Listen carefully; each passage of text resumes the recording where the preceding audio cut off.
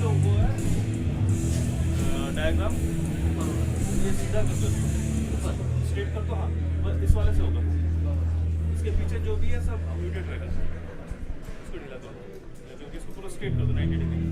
हाँ और ये पीछे साइड होगा, ये कैप्चर करेगा, ये जहाँ लोगो है ना वो वाला पकड़ेगा बस।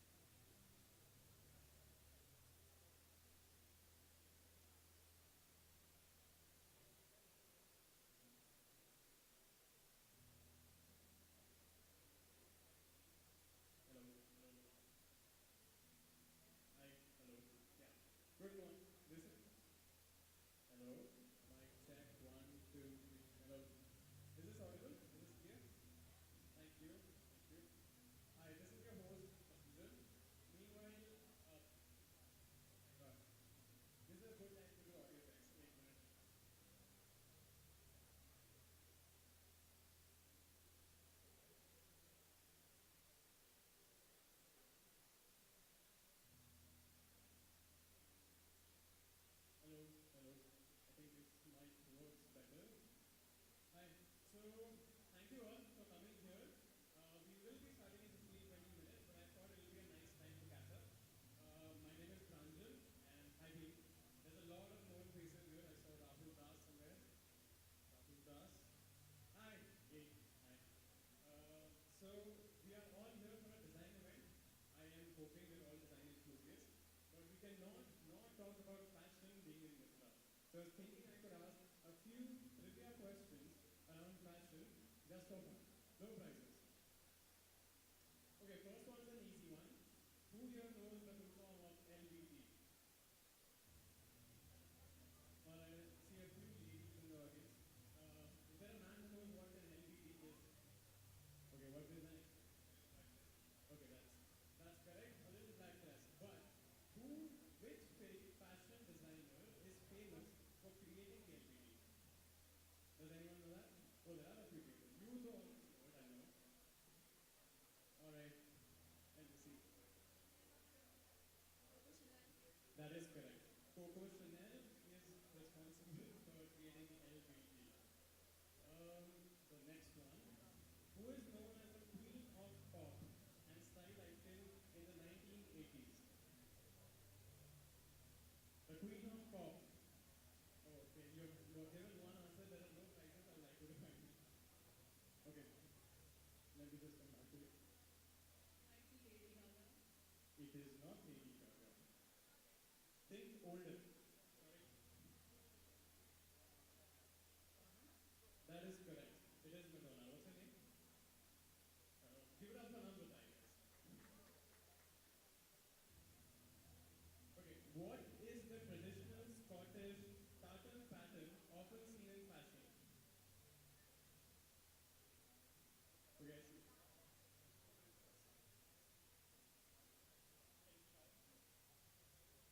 That is correct. It is plaid. Plaid. I think it is pronounced plaid.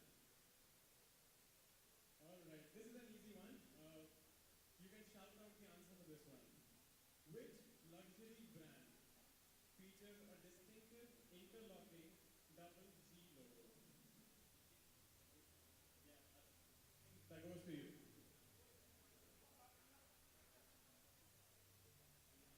Alright, one last, I think. What is the name of the famous fashion magazine founded by Anna Wintour? There's one hand up, two hands, three hands. Akansha. It is Vogue. Give it up for Akansha. Come on, guys, give it up for Akansha. Um, that's it for now. You know where the tea is? Do you know the washrooms are? The washrooms are there once you pass that hallway, I guess, door. Thank you.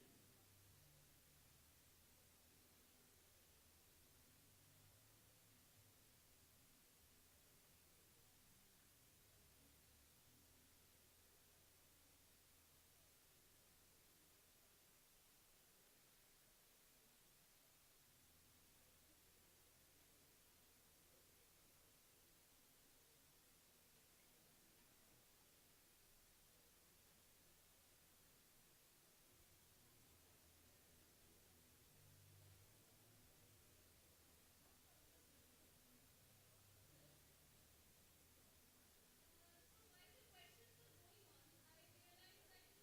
were going on, I realized that we need to warm up a bit on how to applaud. Do we do a tutorial? Guys, put your hands together and I want to hear a loud, loud sound. On a count of three, two, one. Good job. And that's how, when we call our speakers, the leaders, I want you all to heighten the volume up and I don't know, make that empty hall echo. Come on, guys. Remember this lesson for the day.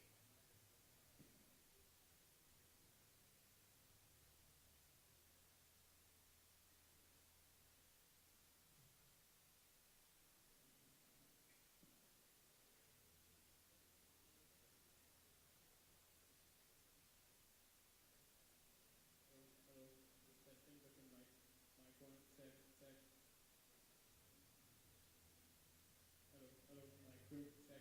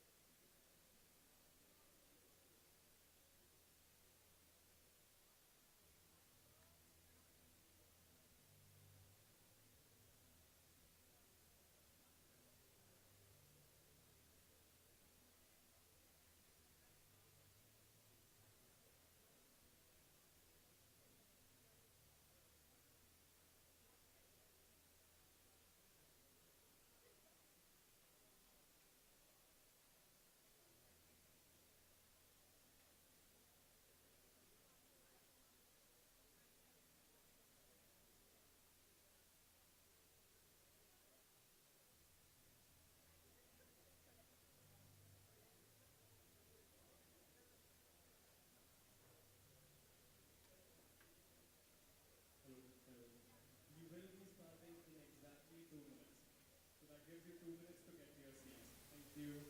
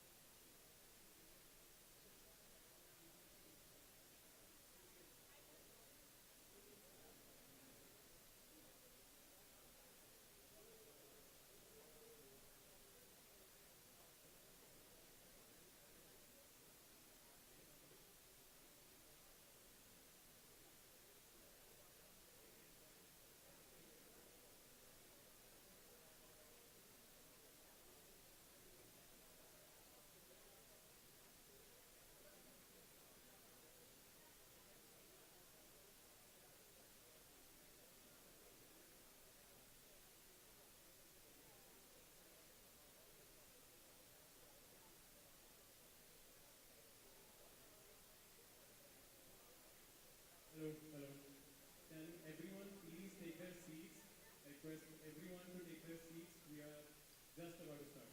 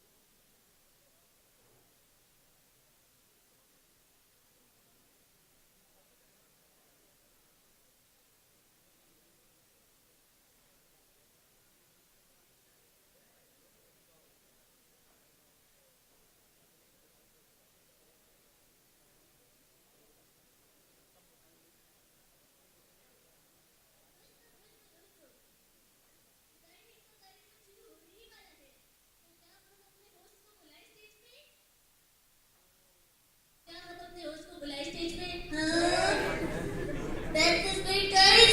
So let's welcome our host for today, Monisha and Ranjan.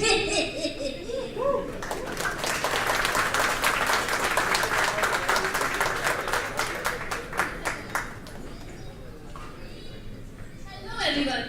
How are you? Great, great. So this is me, Monisha, UX designer at Myntra, and I'm haven't yet celebrated my 2-month anniversary here, so I'm pretty new.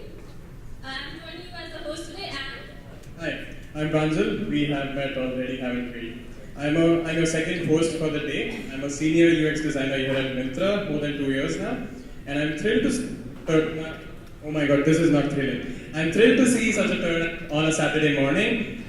We could have had more people. We had an overwhelming response on the registrations. 1,372 registrations to be precise. But I'm very excited for all of you to be here. A very hearty welcome to all the designers, leaders, and design enthusiasts present here. on behalf of the UX team, Myntra welcome you all to Design Mix 2023, brought to you by Myntra Design and Friends of Figma Bangalore.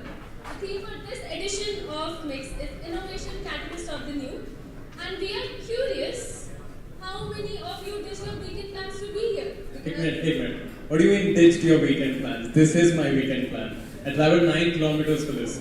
Oh really, it's just 4 for me, but do we have a bigger number on the stage? Anyone in 2 digits? 20. We have 20. Anyone more than 20? What? 380. Where are you from? Bellary. Anyone feeling that? 380 kilometers. This guy's traveled. Oh, there is one hand. Pune is what? 800? 800 kilometers. What's your name, ma'am?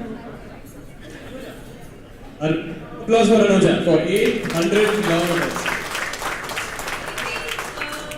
Angel, I think we need to give her a prize for that one. Anuja, you did not expect this, but we have a gift for you. Do you want to come on stage to accept it?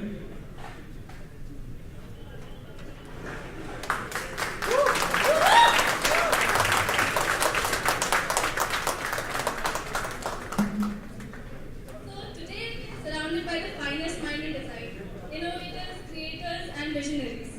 So as we embark, let us remember that design is not just about aesthetics. It's about solving problems, creating experiences, and shaping the future.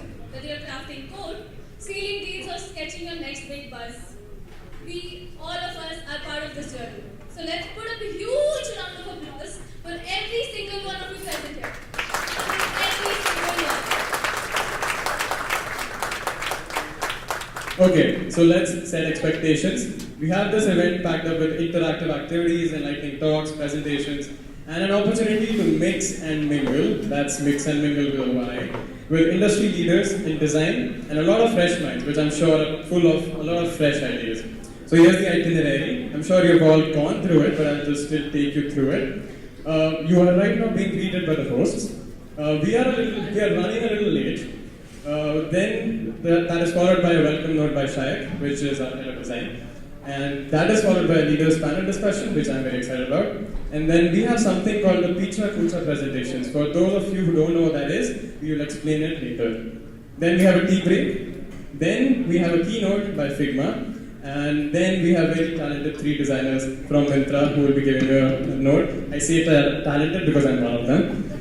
Then there is a talk by Fatima Raja, followed by the winners of the Pizza Kucha presentation. And after that, we have networking and lunch. So I need you to all to look at this table very carefully because we are all in for those just like wow moments and all the memes and social media posting. So post your together, and I think my Sasu has something to tell me. This is for everyone who has watched Sarafai with Sarafai. So Alright, it is. as in, I'm sure you all of you are aware that we have your snacks over there. Towards the end of the corridor is the washroom. And if you need any other help from any of us, we have our team of Myntra and Friends of Figma. You'll find all of us in this plane at Myntra Design Stage. We have Shayak, we have Akash, Alok is there, Diptangshu is making a video. Keep in mind to shoot me like good. Black mixed teas. We get it. Arpit, can we have the next slide? Yeah. It is now time to welcome the person who keeps all of us here at Myntra on our toes. Our head of design UX, Mr. Shayak Singh, who is a design leader with over 15 years of experience in companies like Vedantu, Misho, Practo, and Frog, before heading the team here at Myntra for almost a year now. Shayak is literally leading a revamp of the face of Myntra as you know it. Let's all welcome Shayak to deliver his opening remarks and kick off this event.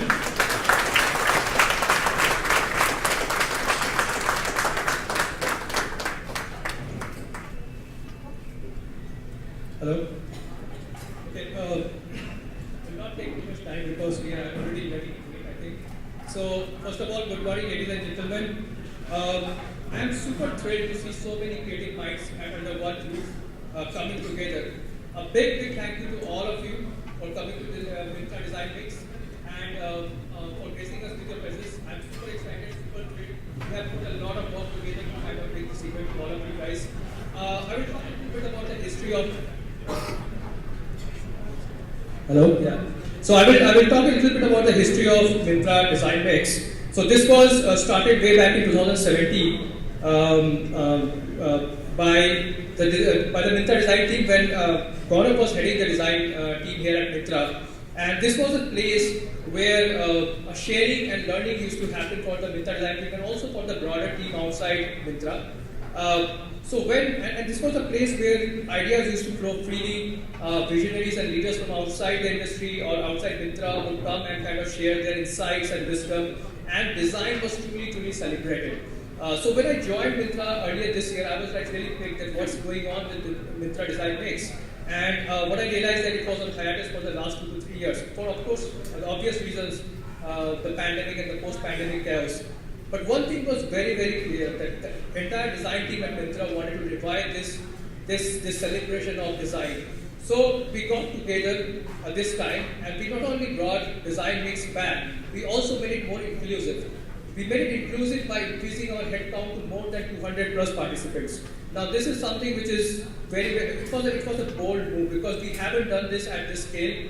What we are seeing here is require a lot of effort from every logistics and every resource department that we have here. But we are really glad we are able to pull this specifically because we are driven by the desire to kind of bring something really great for the design community. So, first of all, I would like to thank the entire Myntra design team. Please put up your hands, a big round of applause for what Myntra design team is supposed to do. Great job, guys. Also, I would like to thank friends of Figma and the Figma team, Dilip and Kishore, for supporting us through this because we are moving from one orbit to another, and we needed their guidance and support. So thanks a lot, Kishore and Dilip. Also, I would like to thank Kishore, Raghu Krishnanda, who is our Chief Product and Technology Officer, and without his support, this was not possible. Like, he is a big advocate of design in our entire Myntra organization, and he supported us to kind of do this. So a big thank you to Raghu, also to Jubin, who is the head of HR for the tech division of Myntra, because his timely intervention allowed this to happen. And also Trisha and so many other people who had actually supported us. I would like to thank every Myntraite here, from Keshav and everybody who had come together to kind of help us and support, from the teams in the finance team, the HR team, the admin team, the RDO team, to come together and make this happen. So one final big round of applause for all of these guys. Thank you. A quick word about innovation. This year's theme is innovation, and you might be thinking that why this word is like used and overused and has been abused a lot of time.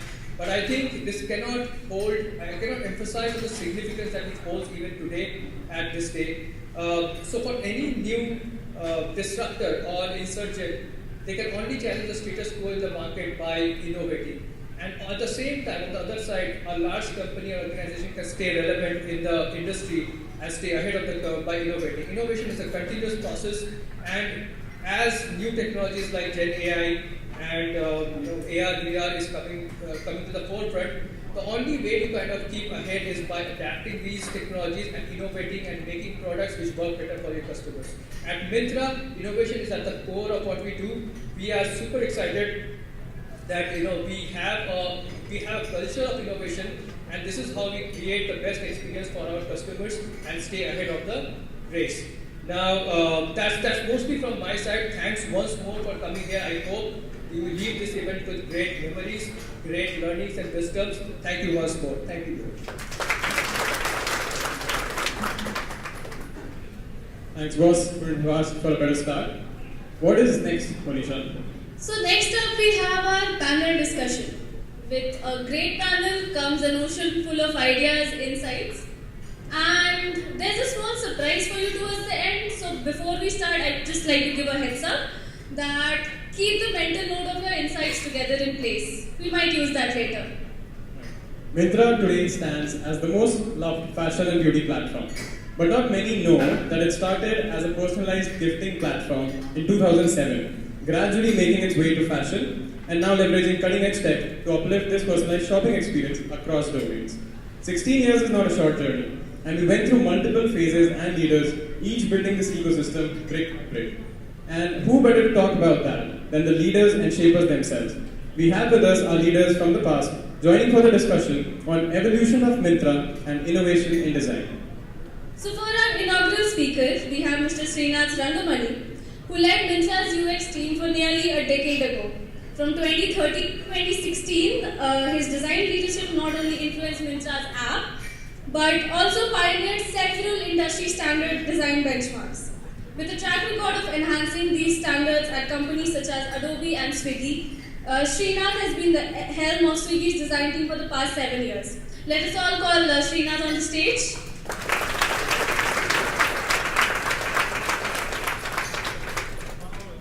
Our second speaker is Mr. Gaurav Mathur, who served as the Senior Director and VP at Myntra from 2015 to 2021. During his tenure, Gaurav not only carried forward the legacy of Myntra's design, but also assembled a formidable team, infusing the app with innovations and remarkable features which still stand strong. Currently, he holds the position of VP of Design at Flipkart since 2021. We're very happy and excited to have you, Gaurav. Please welcome on stage Gaurav Mathur.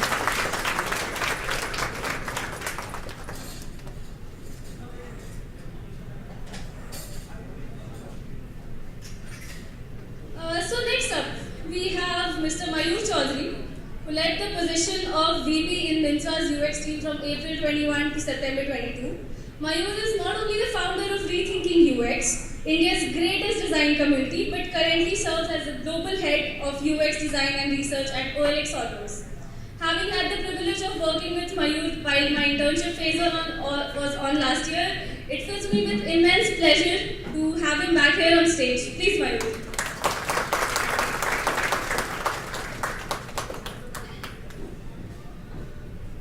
Today's discourse will revolve around Myntra's evolution in fashion and tech and the pivotal role of design innovation in achieving business success. We'll invite Shayak again for steering and moderating this discussion. Over to Shayak now.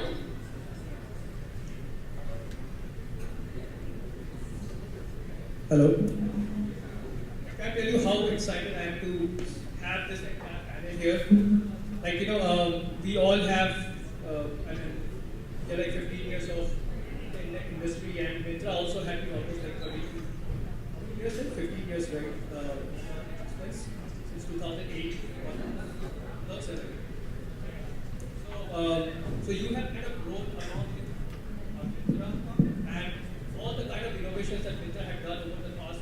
Many of the patterns that we see today in the design community, like cotton sheets and similar products, they were started at Myntra, and they have become industry standards now. So for everybody, I think Myntra has been a hotbed for learning about UX and design patterns. So it's great to have leaders here and talk about all the great things that happened behind the curtains and how this these were built. So super excited. Thank you, Srinath. Thank you, Gaurav. Thank you for having coming over here. So we'll start off the first round of conversation. We'll start with Srinath first. Srinath, you worked at Myntra before 2014. And at your time, I think Myntra was the... Hello? Hello?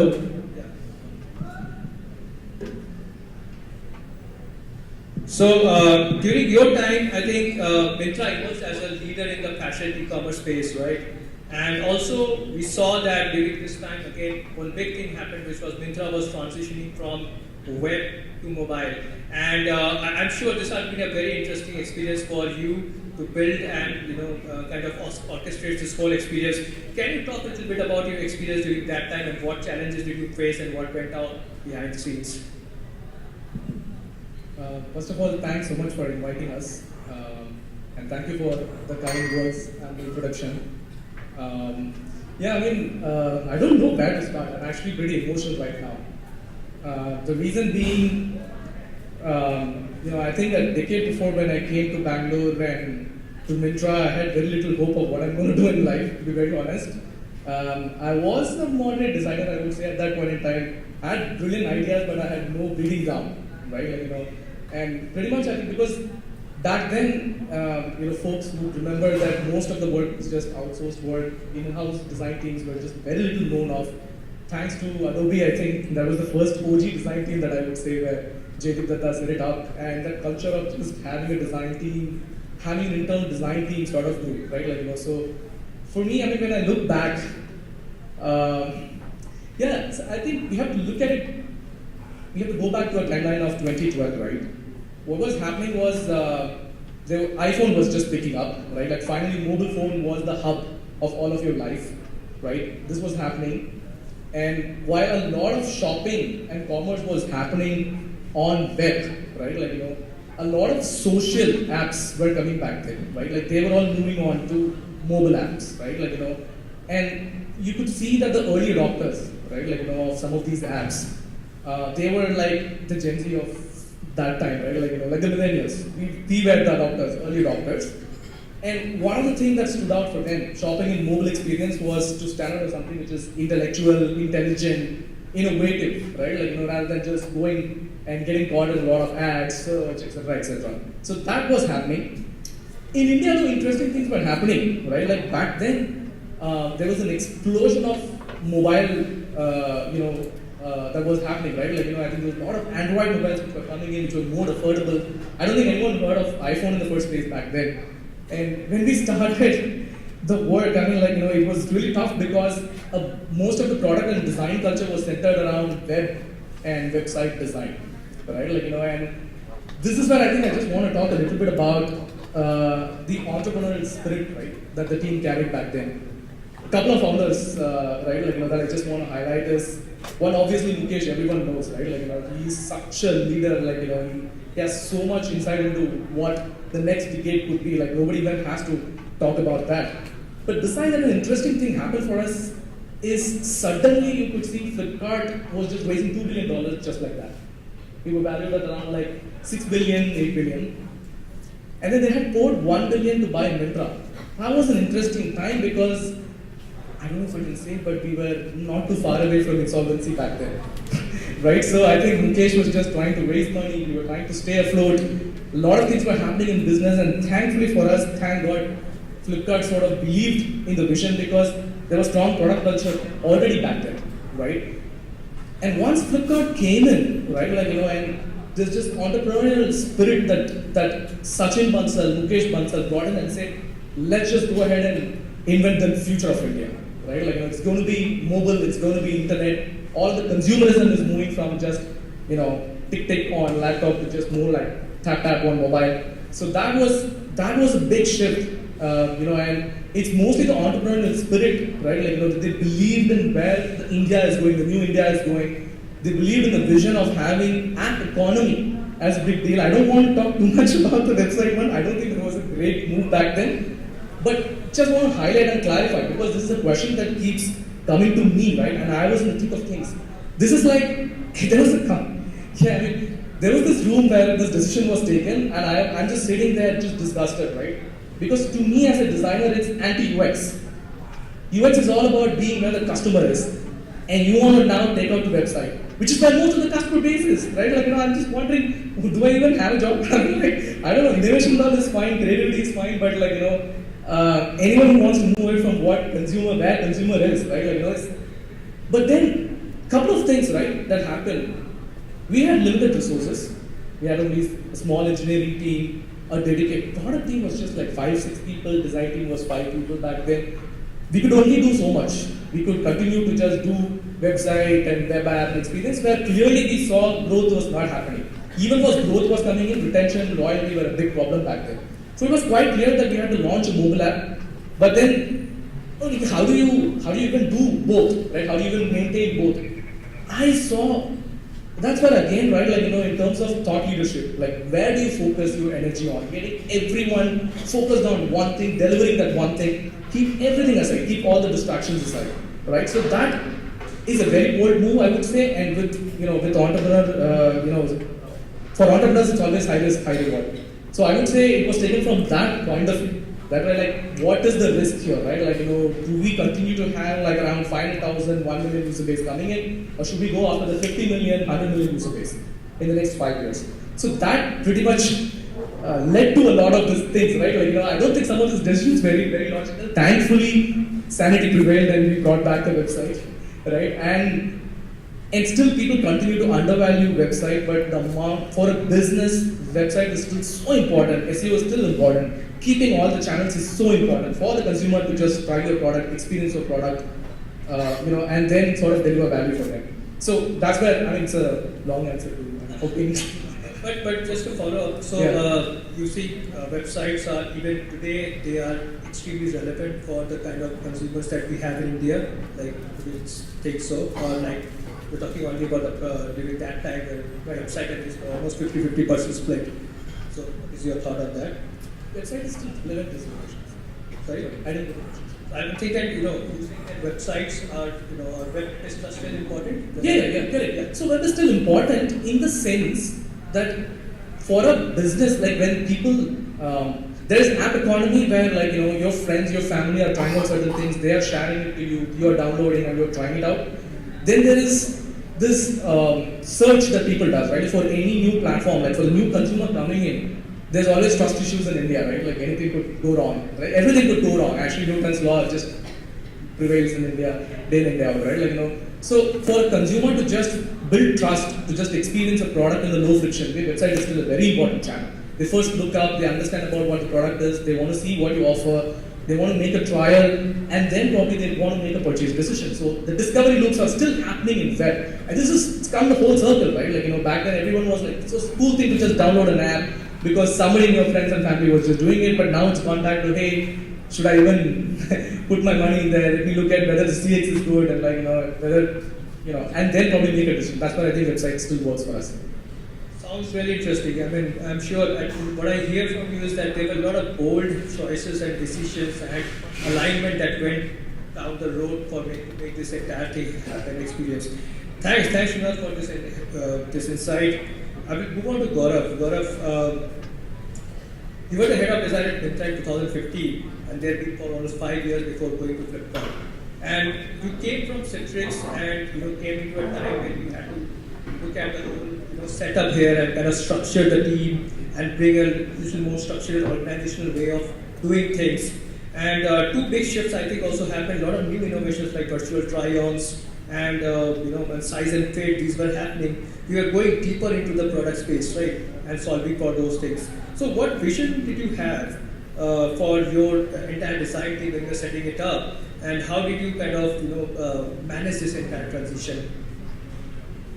Thanks, Jack. Firstly, it's like fantastic to be back at the Myntra office. I still remember the first day I walked into the Myntra office, and I thought how lively this whole building is, how lively. It seems like a very fun place, and I get the same feeling walking into this building even today. So yes, just phenomenal to be back at Myntra. Just a quick summary of what like Srinath also pointed at.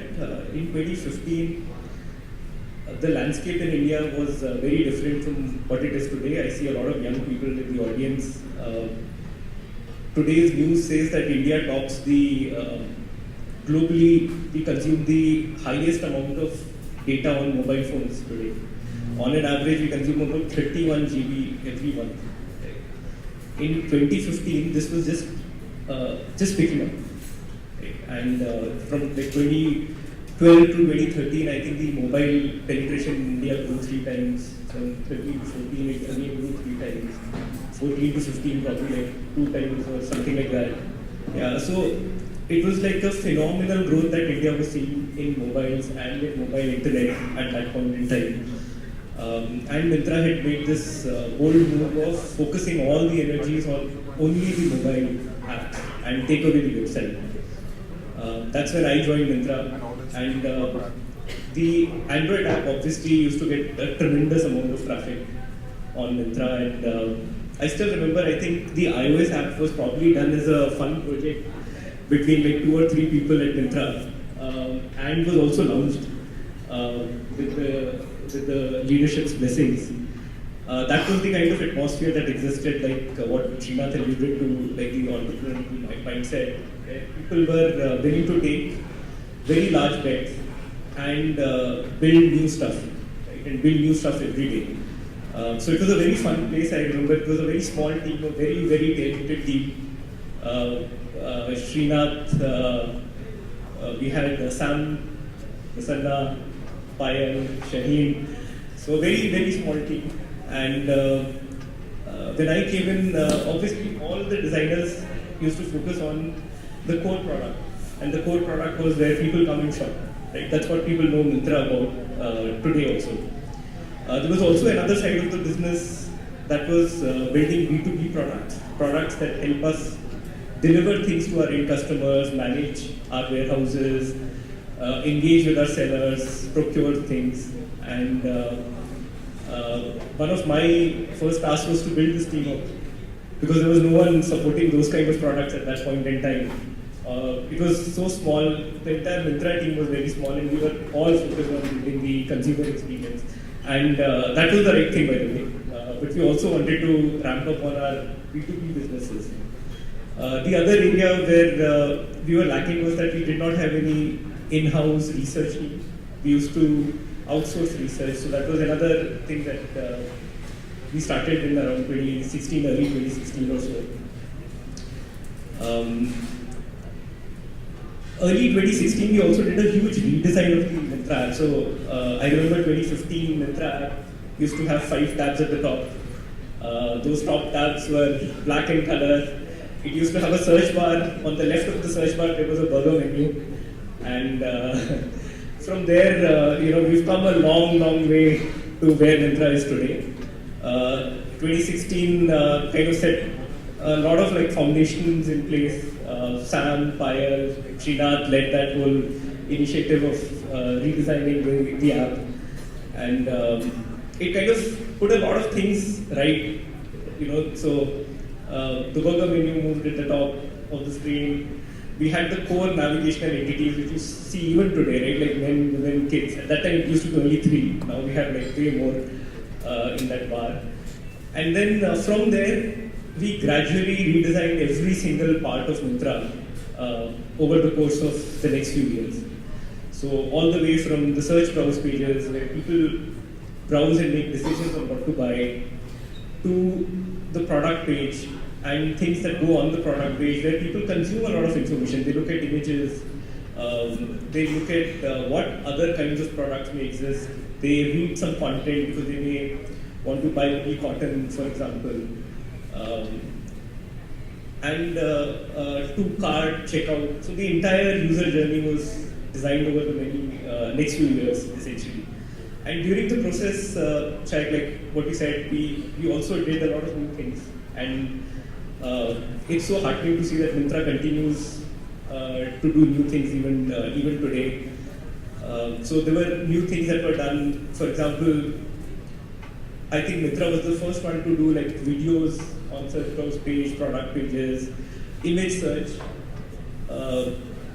so that people can easily find products that they're looking for. If they are window shopping in a mall, they can take a picture, find the product on Myntra, shop for it easily.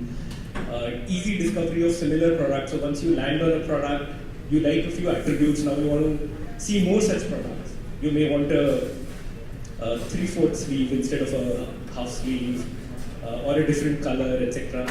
How do we make that easier for the users to look at?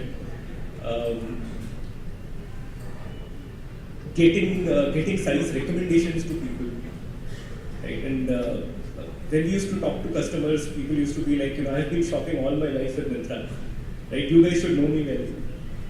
And that's what we attempted to do with the size recommendations. So understanding, so now when you browse on Myntra, you probably see recommendations on what size would fit you. And size is a very, very difficult problem to solve because there is no standardization here. So a size M in one brand could be a size S in another brand, right? And therefore it needed a lot of deep tech solves as well to do those kind of recommendations. Virtual try-ons for beauty products so that you can try on lipsticks on your face, or more evolved makeup.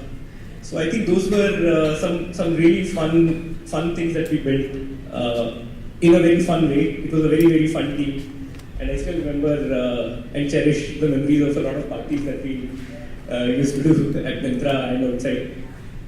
So yes, definitely fun times. I'm sure it will be super exciting because even I kind of remember that bottom sheet, something that I saw very early usage on Myntra before it becomes so ubiquitous. Now we all use bottom sheet for everything. We have a bottom sheet, huh? Then we are now even having those, but I remember that there some of those patterns were very early. Similar products, I don't know if somebody else solved it or we did it. Yeah, it was, I think, established as a pattern at Myntra, and we used to, while we did not have a DLS in the form of DLSs that we know as today, like design systems, but we did have internal patterns in the organization that we all used to follow. And because it was a small team, it was very easy to share these patterns also, right? So we were all on the same page, people knew what patterns to use. And slowly as the team grew, we also documented some of these patterns and started sharing. Super.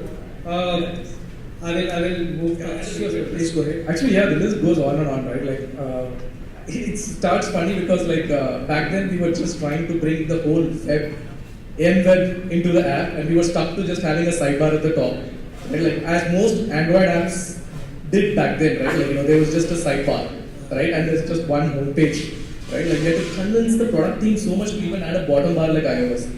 And they were saying that, Android users are not used to this, and what would happen to traffic?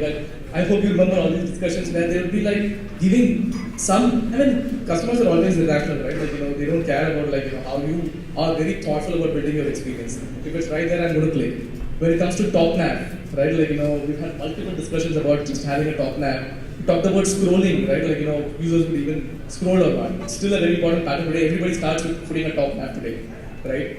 I remember vividly that putting filters, making it accessible in the bottom. That most of the companies used to do filter and sort at the top, like we used to do it at the bottom. In the That would have thumbnail. been a big decision, right? Yeah. Will people use it? Will people discover it? Exactly. I think even data backups, when they said, you know what, like most of the users are just holding the phone in one hand and just mostly using thumb, right? So it was very logical for us to just say, let's not do what what others are doing. Let's just move it here, make it easy for consumers to just browse it with one hand, and you're obsessed about how consumers would just experience the product, right? Moving filters down, having open filters so drop-offs don't happen, right? And things like so many things. On our off sheet was one of those things, right? Whenever we presented a page which is intrusive, people dropped off, and we had to invent a model where we said, okay, how can we stop users, make them consider an action, right, before moving forward, right? If you present a full sheet, of course it feels intrusive, it feels like something is taken over while you're just walking, right? Somebody is blocking you. Whereas a half sheet is considerate enough. It's just slowly passing a note for you to understand, should I make a decision or not? Should I continue or not? So some of these decisions in hindsight today feels very distinct, but just proud that okay, some of us had conviction in some of those ideas, and big thanks to definitely the founders as well as the early product and engineering team members who actually had conviction in some of those ideas. But I mean, we can go on with the story of how Myntra's initial designs were. But moving on from there, I think you came in at a time when Myntra had a lot of things going on. It was a huge portfolio. Myntra was also getting into new categories like beauty. It was having new programs like Insider.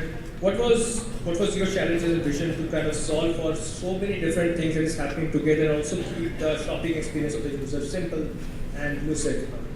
Sure. So thanks a lot. First of all, big round of applause for the entire design team. I have hosted many of the events. I know there are a million different things that can go wrong when you host an event of this size. So a big round of applause for everyone, all the folks who are standing there. Coming back to the topic, right? Myntra to me is most loved brand in India, right? We are answerable to 1.3 billion consumers in India. Some of you also know I was also the first freelancer for Myntra. I used to work with Mukesh Bansal. I designed the first logo and the first website. And then I thought, okay, printing on the t-shirt is no fun, so I took the other way. Cool. So, and Myntra has been in the forefront of industry first features, right? Many of them, Gaurav and Shrinath, they talked about when I was around VTR, multi-VTR, skin analyzer. In fact, Size and Fit by itself is an app, right? Varsha is around, partner portal, I can see Rahul over there somewhere. Madhumita was there, right? So, Studio, somehow I felt that Studio was a new way of doing shopping, right? And me and Akash, we were quite curious, right? When you come to Myntra, either you have to buy a t-shirt, top or something, right? You just hit the search and then you start, right? Studio was one of the place where you could see the latest trend, you can see what others are wearing. I don't know where it is now, Akash is the best person to tell, but I think there were so many innovative ideas, so many innovative features that we as a team work together. When you build a team or you build a company, right, there are phases. And I think I'm glad that I joined Myntra when heavy lifting was already done by these two gentlemen, right? You start a team, you build the team, you scale the team. I think when I came, it was a time for me to either build that design culture, scale the team, and be part of those strategic discussions, right? So, if I had to call out a few things, right, what my contribution was, apart from the product making process, because they are so fine UX designers and we handpicked the designers at Myntra, I think at that time we were 44 or 42. One, we chartered onto a journey that any design that we make at Myntra, right, or any screen, at least 80% of them should go through some kind of research. That number was a little low, and not because of the intention, but because of the resources that we had. So, and I'm glad that when we left, that number bumped up. We also roped in third-party tools. The second was we also introduced UX-led initiatives. and like, that has been quite an eye opener for me for the last 6-7 years. The days are gone when product are the inception should not happen from product managers, right? Product making is two-way process. Generally, in most disjoint case, what happens is PM will start the conversation, they will come back with PRD, we will take the PRD and then we will do it, right? I think at Myntra we flipped it around.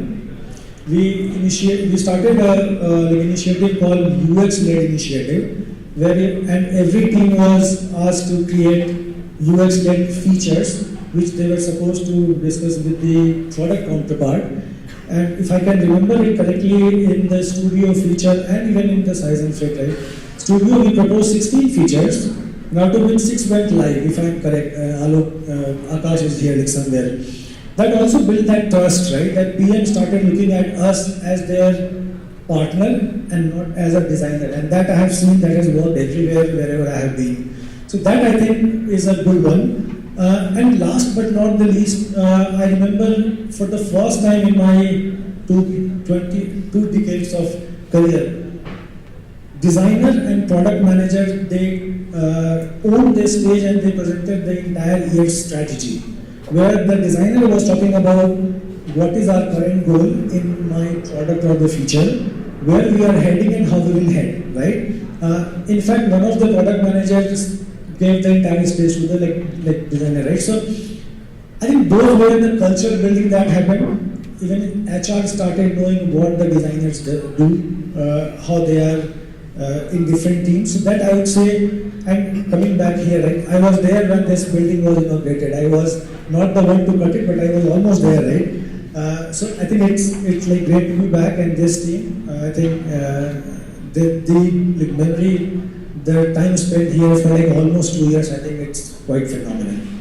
I think we can see the impact of those advocacy, evangelism, and that culture that was brought, because we do see, I mean, today also in Myntra, product and design are partners in crime. And I continuously keep saying that, like you cannot have great products unless you have these two people are married to each other. Like, they have to be totally partners. And we do have that culture, I think. We can see that. Super great. I think we had been on a roller coaster ride on, of Myntra's evolution. We can keep talking about this. I would love to do that. But in interest of time, I will move on to this is more a broader question, okay? And Gaurav, coming to you for a more broad-based questions, okay? In consumer internet companies, and this is, I think, very, very relevant for the larger crowd here, of course, that how do you measure or pitch the value of design, okay? We also see that more and more design patterns are getting standardized over the time, and what happens is that because it does happen like that, you have even other functions who have enough insight about how design could be. So how do you, in these scenarios, and especially when it requires high investment and leadership sponsorship, so how do you pitch? What is your take on that?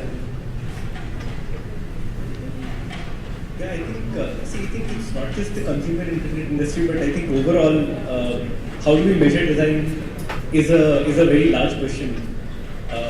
And the large part of that, I think, is we rely on product metrics. And I think that's one part of looking at how design performs. But then there are some other things that we can look at. For example, how have we made it easier for users to use our products? And that could be in terms of, have we really reduced the number of steps that the user is performing today versus in the new version that we are launching? Can we design it in a way where people now end up making lesser errors as they go through their tasks? Can we design it in a way where people use lesser time to perform their tasks? Right? Finally, no one's goal is to use Myntra, right? People's goal or the job that they want to do is to get clothes that they think they want, or stuff for their house that they can use or display. Right? It's a lifestyle destination. And therefore, how can we make it easy for people to achieve their goals?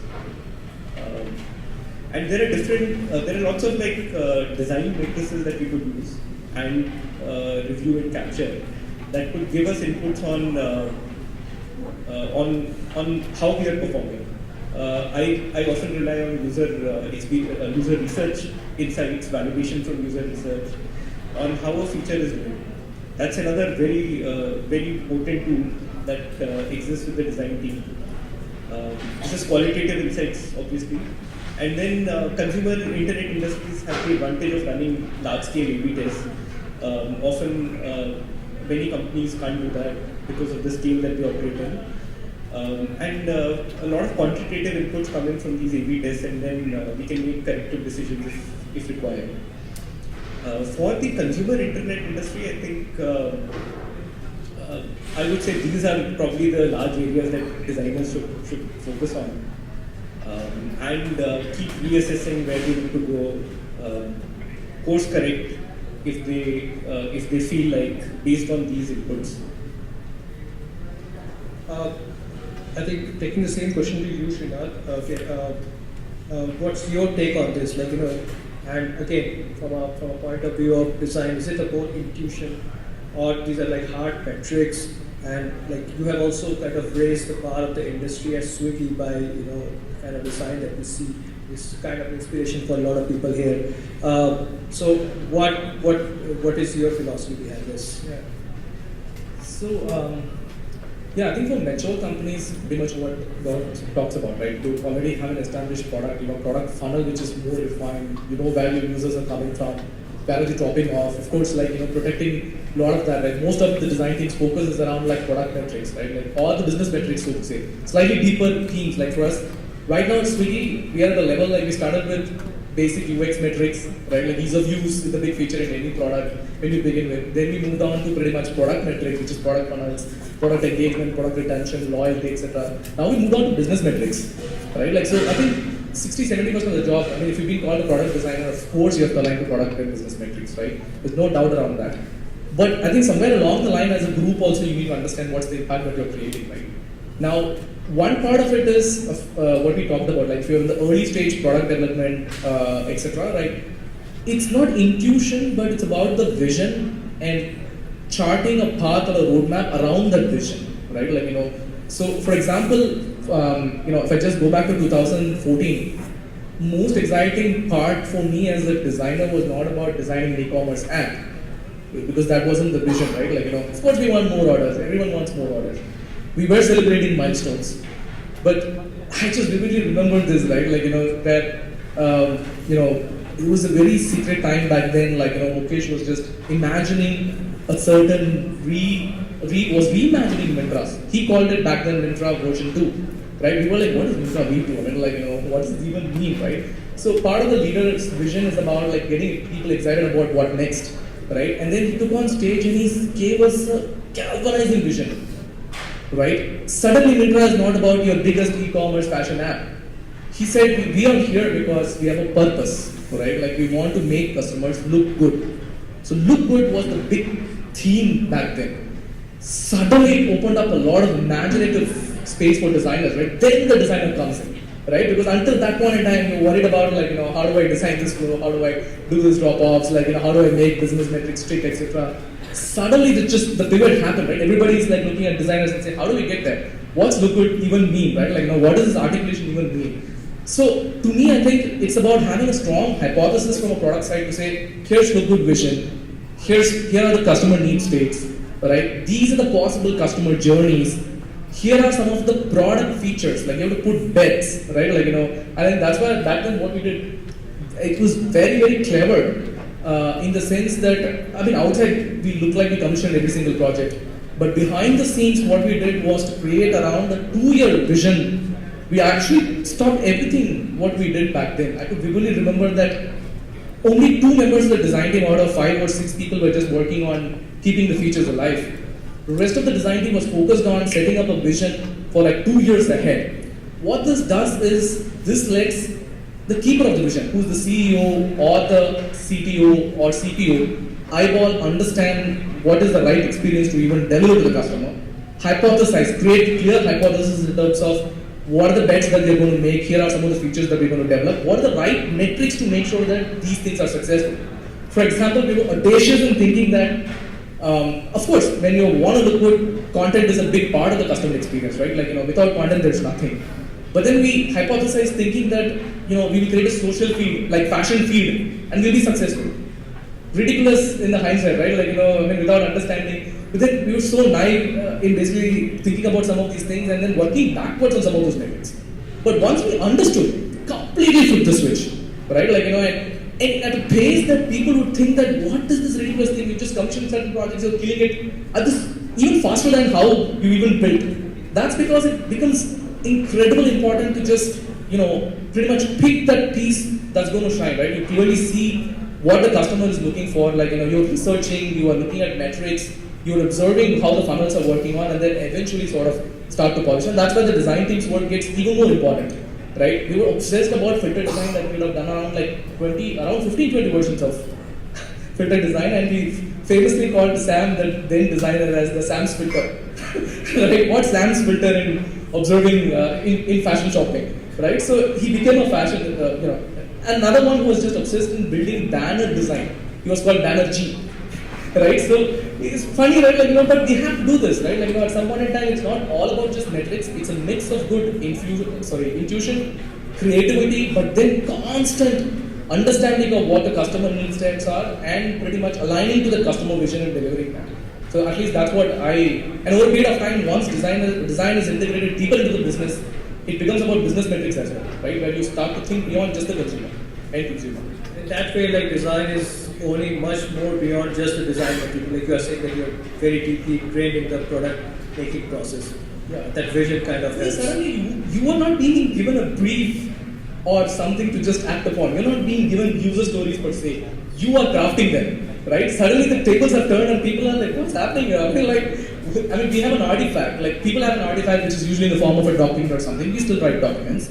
But suddenly you have an artifact which is like a prototype, a video, a compelling presentation, which everyone is excited about. They want to look at, right? Suddenly that becomes the keeper of the vision of sorts, right? Beyond CEO, it's just that artifact which is guiding people into thinking, okay, is this the right thing? Should we even pick this, etc., right? So some of the high judgment calls pretty much gets taken by what the design team does. That's why design is at the forefront, leading some of this innovation rather than being a backrunner trying to figure out what the metrics are. So I know I've been very fortunate, but I think it's really I learned both, right?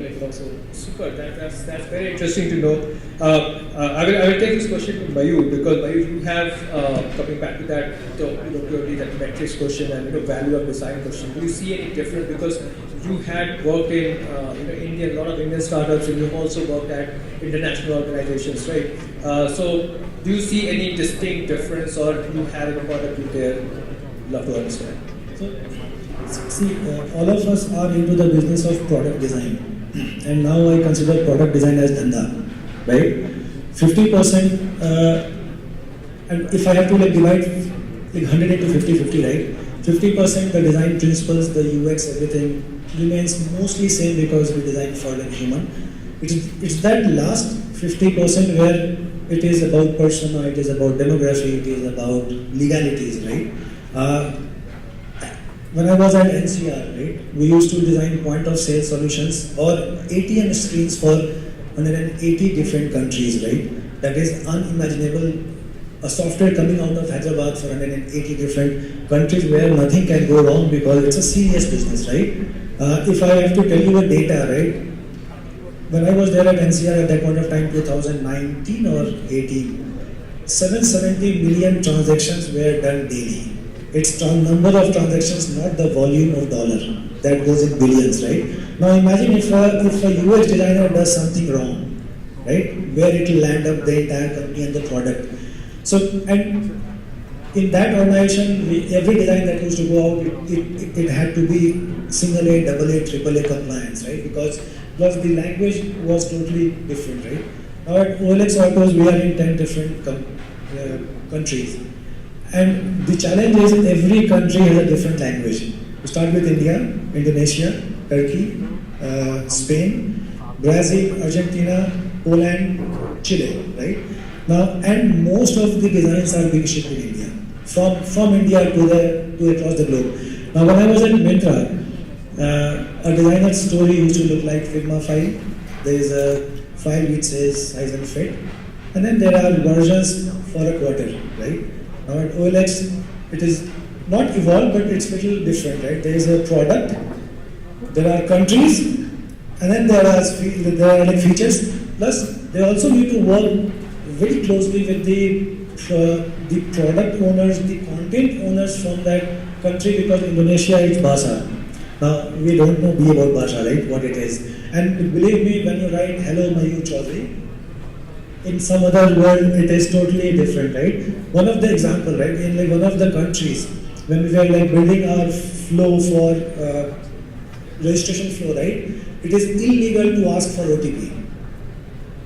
Now, how will you create a system which is consistent? There is a minimal go-to-market timeline, but take care of all these nuances. So we used to have a very good documentation, thorough one, either in Figma or on the slides, that these are do's and don'ts, right? But even then, I think we were able to make it in a way that it was more plug and play, right? If you don't need OTP, remove that, right? That also helped us, and in 1 year we were able to build that trust, because our go-to-market timeline came from 6-7 months to 3.5 months because of these small like nuances. So I think and the biggest part is stakeholder management. In a company where you are localized in Bangalore, right? You can go to third floor, fourth floor, right? You can get hold of a CTO, CPTO. At OLX, right, it's a peculiar place because there are 10 CEOs for 10 different countries, and there is a global CEO. And God forbid, if you have to talk to OLX Europe, then it's again a different story. So stakeholder management is the key, and clear, consistent communication. When I joined, one thing which I have a 6-month plan for onboarding, and Myntra actually taught me, because I failed multiple times at Myntra, because until Myntra, for last 13 years, I was building the teams from zero. Myntra was the first company where I was an outsider. And believe me, this team, they are so inclusive that even if a vice president of design, they will ask, okay, do this, they will say why and when, right? So like you need to be prepared. So I think stakeholder management is the key. You need to tell them what is happening, why something is not happening, and create a stage where you bring everyone all together. Research is a key. Last year, I think we did 58 qualitative researches at OLX, right? Now, the biggest problem between our teams was all the CEOs and their counterpart in the country were saying the product team doesn't know what we are asking or what our country needs, right? And in the first month of the onboarding, I had 110 meetings with everyone across the globe, and that was not me by choice, but that was by process, right? What I could see is there is a research, there is an insight. Product team is doing phenomenal, design is doing phenomenal, but somehow there is a partnership gap.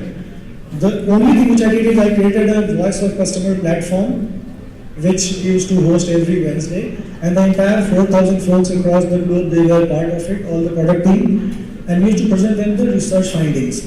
After 1.5 to 2 months, right, I never heard back that, okay, you don't know what the insights are. And we also gave them a way that, okay, how can you request for the research? Many a times what happens is a PM comes to us and says, okay, we want to conduct this kind of research, right? I think even at Myntra, if I am correct, me and my team members, we had a link in our signature, request for a research. So if you do that, nobody will come back and say, okay, what you are doing, right? One striking point, right, during these microeconomic conditions, research team was murdered, right? Most of the company's research team was asked to leave, right? I think the onus is on us. We failed them. Research is so important component for any company, right? But because we failed them, we were not able to put their value forward, right? Many companies, the entire research team was fired, right? And my philosophy, and it has worked for now, at least for me, is research-led, data-informed, right? Unless until you don't know where you are going, what's the goal, how will you define the signals, how will you define the journey to reach that goal, right? And I think we need to get into that shoe of product managers thinking like them. I think that has helped a lot. Yeah, and by the way, one part which I was really excited to hear about, because you mentioned about documentation that you see in the, like, and we all have worked in, we have in Adobe, Citrix, I was in Frog. One thing that I would like to, while we're talking about that, I really kind of feel that we have worked with international organizations, documentation, like, and the level of details that they write down. I think designers also write a lot there, which is something that I feel that we do a little less here. And it's a great practice because, like they say, that what you cannot measure, you cannot improve simply what you cannot write, you cannot then articulate and then cannot translate, and I think that kind of works. But yeah, I do see that kind of work. And yeah, I think research conversation is a really, really a large conversation that how do you exactly articulate the value of research. So yeah, I will do a quick time check.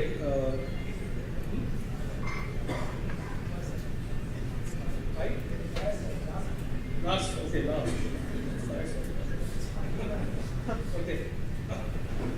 I think one question we definitely need to kind of pick up, which is we have a lot of young and budding designers here, and according to you, what skill, competency, and approach to design in the given time that they should kind of take to kind of be relevant to the kind of organizations we're talking about here. We'll start with you, Mayur, because you have done rethinking UX. We probably have to keep it short because we are running out of time. So yeah, please. Sure. So the top of the list is be a growth designer now. As I said, it's all about user experience because we are custodian of experience, but we should also be custodian of dhanda, right? How much money our organization will make, right? So be a growth designer. I put it at 70-20-10. 70% be great at your craft, be a good UX designer. 20% be a product manager. That's where most of the designers sometimes fail because they don't understand what is the need of the PM, because they are also custodian of the product and they talk to the CEO and like CPO, right? The second thing is keep a continued learner, right? I have been learning for the last 24 years. Even now, 1.5 hours morning is blocked. Even when I was here, right, at Myntra, from 8:15 to 10, nobody was allowed to come to me. I used to read, right? So be a continued learner. There is so much content to read, right? And if we don't learn, right, how can we go back to our team and say, okay, what is new and fresh, right? So I think these two will be the premium one additional one. In the current scenario, everyone is a content creators. We need to find a good mentor, go and learn from them. Think million times before you pay anyone.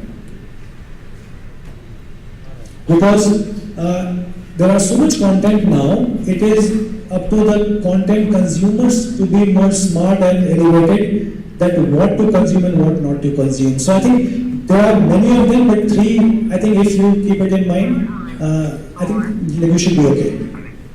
Mentorship, guys. Mentors here. Coming to you, Gaurav, what's your take on this? Yeah, Shaik, I think of competencies in two large buckets. One bucket is hard skills. Right? And to be a successful designer, you need a lot of hard skills. There are fundamental interaction design skills that people just need to master before you can create any kind of an application. Then there are visual design skills, especially for the consumer internet industry. A very high bar on visual design skills becomes very critical, and I'm sure Sheena can add more to that. The other area that I think is very, very critical, and people kind of forget about this, are generally soft skills. How do you be a good team player? Right? How can you influence stakeholders around user-centric decisions? How can you drive change in an organization? Someone spoke about, I think Mayur spoke about design-led change. How can you drive some of those kind of changes in an organization?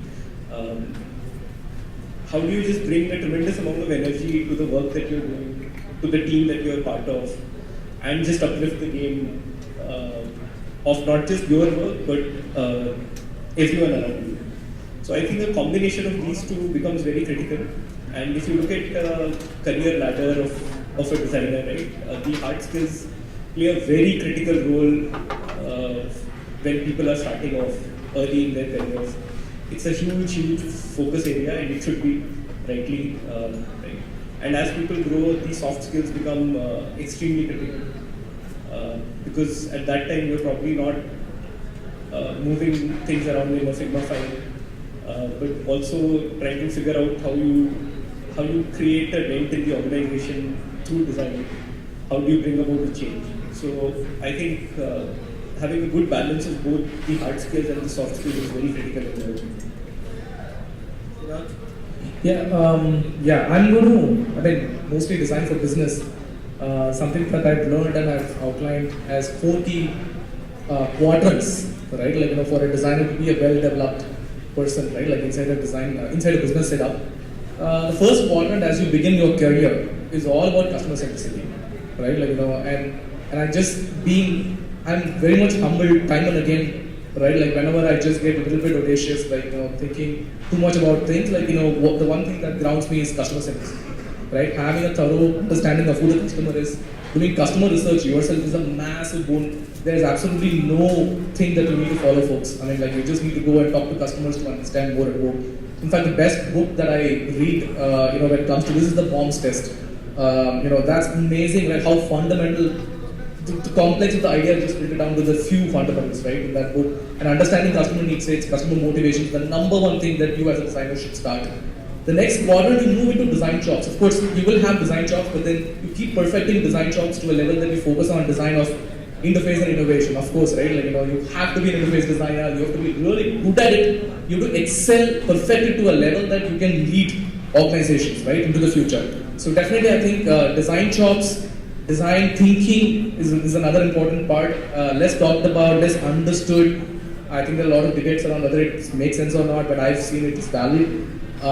Definitely quality of design, right? It's about caring for design. What is that you're putting out, right? Can you put your name, can you put your stamp on it, right? To say this is my work, my team's work, right? That's very, very important. So caring for the product, polishing the product is very important for me as a designer. So that's a competency we develop at Swiggy. The third quadrant, as you move towards this, is understanding product and business and having product influence. Two parts to this, right? Again, when it comes to product innovation, what's your contribution to thinking through a product experience? What are you going to do there? And second part is influence of a product roadmap is very important, right? Instead of being apologetic, if you can take the lead and actually influence a lot of the product roadmap, I think design will be in a better place, right? Designers generally will be in a better place because you don't come from a place of how to trying to explain, trying to evangelize, etc. You're trying to influence, shape, mold the idea towards what you want to get done for your consumers. So product influence, business, if it is there at a higher level as you grow in your career, understanding business and having business realities as one of the top of mind is very important for you to do. The last quadrant which finishes everything is of course leadership. And here I don't mean leadership in the sense that you have to become a 10 years. It's not years of experience that matters, right? It's about change agent, which what I was talking about. Are you being the change agent? Can you unblock yourself? Can you move ahead and figure out what's next? So being the change agent, a change maker in the organization, being an agent of change is the key thing. You are there not to just churn out prototypes, screenshots, etc. There are a million people now who can do that. There's also AI bots who's going to start doing that. That's not what you are here for, right? You are here for basically understanding what the vision is, translating that vision, exciting people about beautiful storytelling. It's the lost art in design that storytelling is not even happening these days. When you're just putting out, worst thing is when you go to a meeting with a screenshot. Just stop doing that. Don't even do that. That's not your best work, right? For me, it's about how compelling the story is, right? Even if there's two screens that you're presenting, what is the story that will excite people, right? That will make them sign up for that idea. That's very, very critical. So that's where you make a change in the organization, right? That's where you basically tell people that here's where you should go, here's what you should care about the customer. So those are 4 quadrants that I briefly work on with my team. And add one more. Go beyond product and design. And this is a question to all of you who are sitting here. When was the last time you connected with your counterpart in finance or business?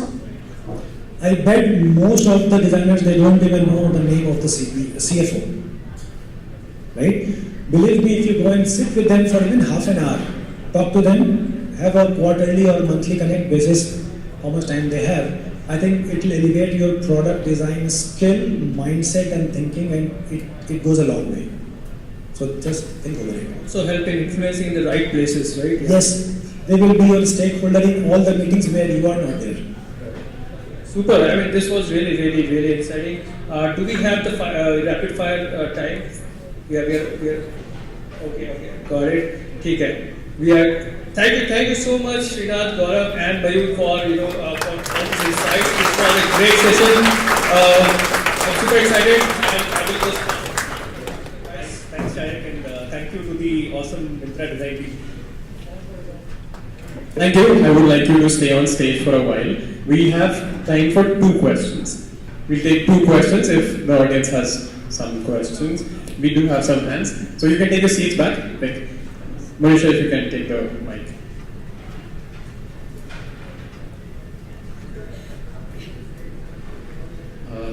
This is like an open question to all 3 of you, because you've been leaders in like large companies. I just wanted to check, how do you implement the habit of documentation within within designers?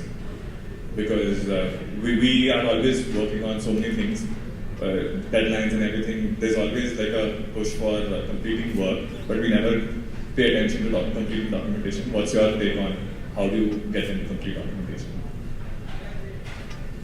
Directed to. Or anyone who's okay. Can I take this up? Sure. So I think the question was, how do you build a culture of documentation? Am I right? That's right. See, the leader has to be on the top. 1. Second, when I ask my team for documentation, I'm not asking for an additional task, right?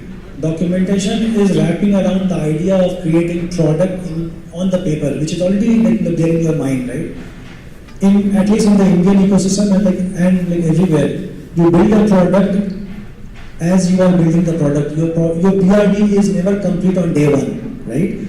So when you put some quality time, and believe me, once you start, it may take 4 or 5 days. But if you are seasoned after 2-3 projects, right, it will take only half a day or a day, right? The second biggest advantage is if you are creating a product, the documentation. By the time you complete the documentation, you will have business goal handy, you will have experience goal handy, you will have metrics handy, current metrics, and you will have the target metrics handy, which will make you a better designer. It will also shape your approach and how you will create your designs. So I would say take the first step. I know there is a Figma guy standing here, but start the documentation, don't jump onto Figma, and even if you jump onto Figma, create a document over there. Like, we are not saying that, okay, you create a document in a Word file. With just 1.5 page, 2 page of documentation, it helps a lot. It helps immensely shape the final product which you are designing. We have one more question here.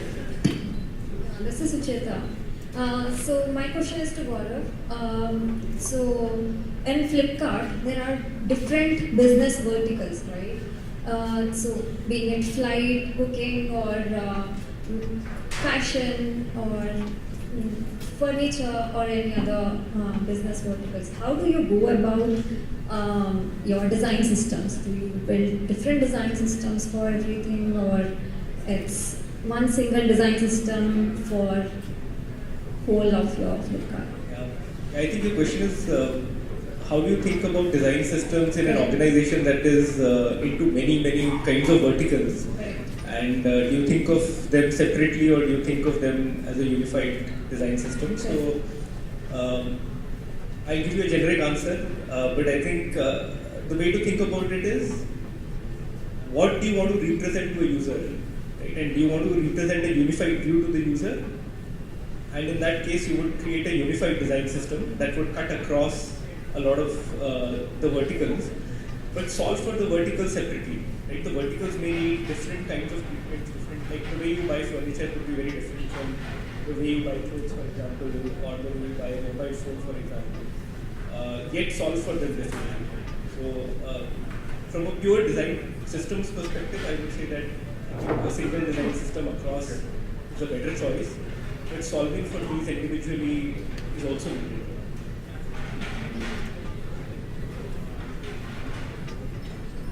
See, I think Srinath has also built tremendous verticals and set gold standard across. I think this is being a challenge. I mean, like this is a real design problem for most of the again large consumer internet business. For Swiggy, there are not even vehicles, Flipkart, Paytm.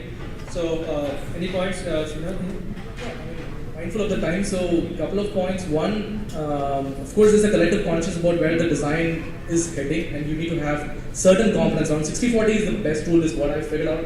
Like some of the experiences need to be purpose built, and you keep them out, right? Because they may or may not see the light of the day, right? Like a consumer may behave a certain way, and you want certain design interventions, design components, right? Like that will enable that interaction. So keep it out of the system until then it's proven that people are reacting, behaving to that experience a certain way. And once you understand that that pattern is working, that component is working, then you quit to the larger design system. But of course, you start with the design system with basics, right? Like, there's button, search bar, this, that, everything. You just need to start with the basics, but keep it at 60%. Design system at the end of the day is designed to make you move fast, right? Like, if you put too much focus on the design system, then I think it shouldn't become a crutch in the first place. So I think keeping the flexibility, keeping it purpose built for some of these experiences is very important. Thing happened, like business guy comes and says, my thing has to look different from the entire. It sounds logic to that, right? Like, that's why I said purpose built. It's not necessarily novelty is not the goal. Like, don't try to be novel and nuanced about some of these things. Like, but keep it very purpose built. Understand what the purpose is. If your design interaction solves for it, go ahead and build it separately. Don't make design system the crutch for some of those ideas. I think that's the tough job of a design leader, to wear that platform hat and to have an overview and an oversight on the entire platform. Every designer wants to make that feature unique and different. Every product manager wants the same. So it's, I think, a combination of the product leaders and the design leaders' job to ensure there is some kind of uniformity in the system, to convey a single brand to the customer that is coming on the platform. Yet offer a nuanced view of different kinds of things that they're doing on the platform. I'm so sad this conversation had to end. I mean, मेरा खुद का दिमाग इतना ज़्यादा खुला है अभी. But we have a token of thanks for you folks. Ranjan?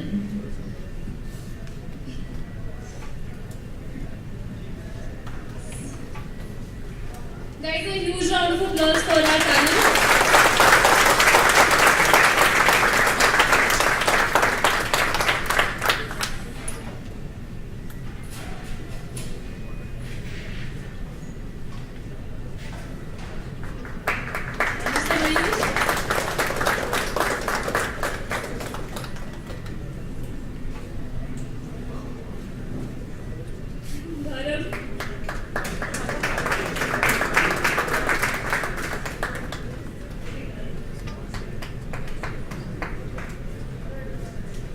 Guys, तालियां रुकनी नहीं चाहिए.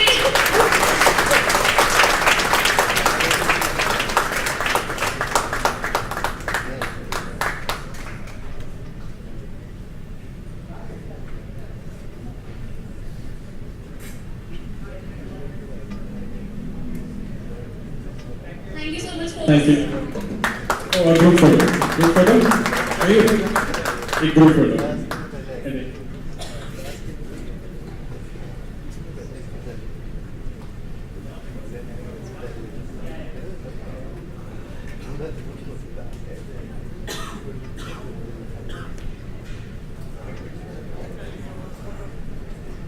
Gaurav, Srinath. Srinath?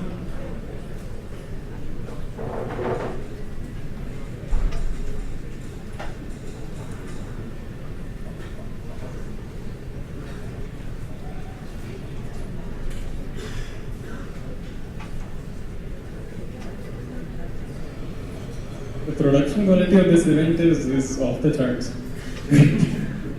Can't believe the registration was free. Alright, thank you guys. Thank you, Srinath, Gaurav, Mayur, and Shaq. Now, can we have the next slide? We all know we got a lot of feedback, so I'm sure you all have a few more questions, but you also have some insights from the panel discussion that we just had. So we want you to scan this QR code. You'll get a platform where you can share your insights. you'll get only one shot at it. So I want you to gather a few insights, maximum 3-4 lines, and put it there, and we'll compile them and put it as a surprise for you after this. And if any more doubts are there, after this next Pecha Kucha event, we have our panel available so you can catch hold of them and clarify your doubts. So shall we move to the next section now? I don't hear anything. Can we move to the next section? Yes. Good. So next up we have Pecha Kucha. What is that? This is a flash presentation style deck. There are 12 slides, 20 seconds each, and it's such a creative and concise way to spread the presentation's magic. Among us, we have design enthusiasts who will be stealing the spotlight now, sharing the stage. And among 40 plus entries, we have our top 3 presenters whose work stood out the most for us. So once the presentation is done, we will be opening the voting line. So among these top 3, you get to choose the top in order. And yes, let's welcome our next. Before that, Manisha, Yeah. did everyone scan the QR code? Okay, cool. Just making sure. Okay, great. So let's, we have Aditya Kulkarni and Anuja Gadre for Earth Conscious Service Blueprint. This is our first presentation. Let's give it up for them. Aditya and Anuja. Hi. Oh, wow. You are the one who traveled.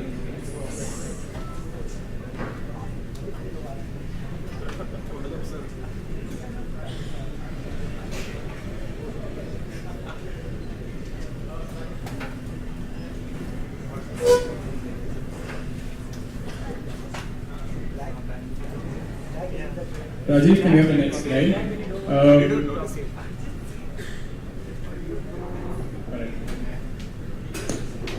Technical troubles, give us a minute.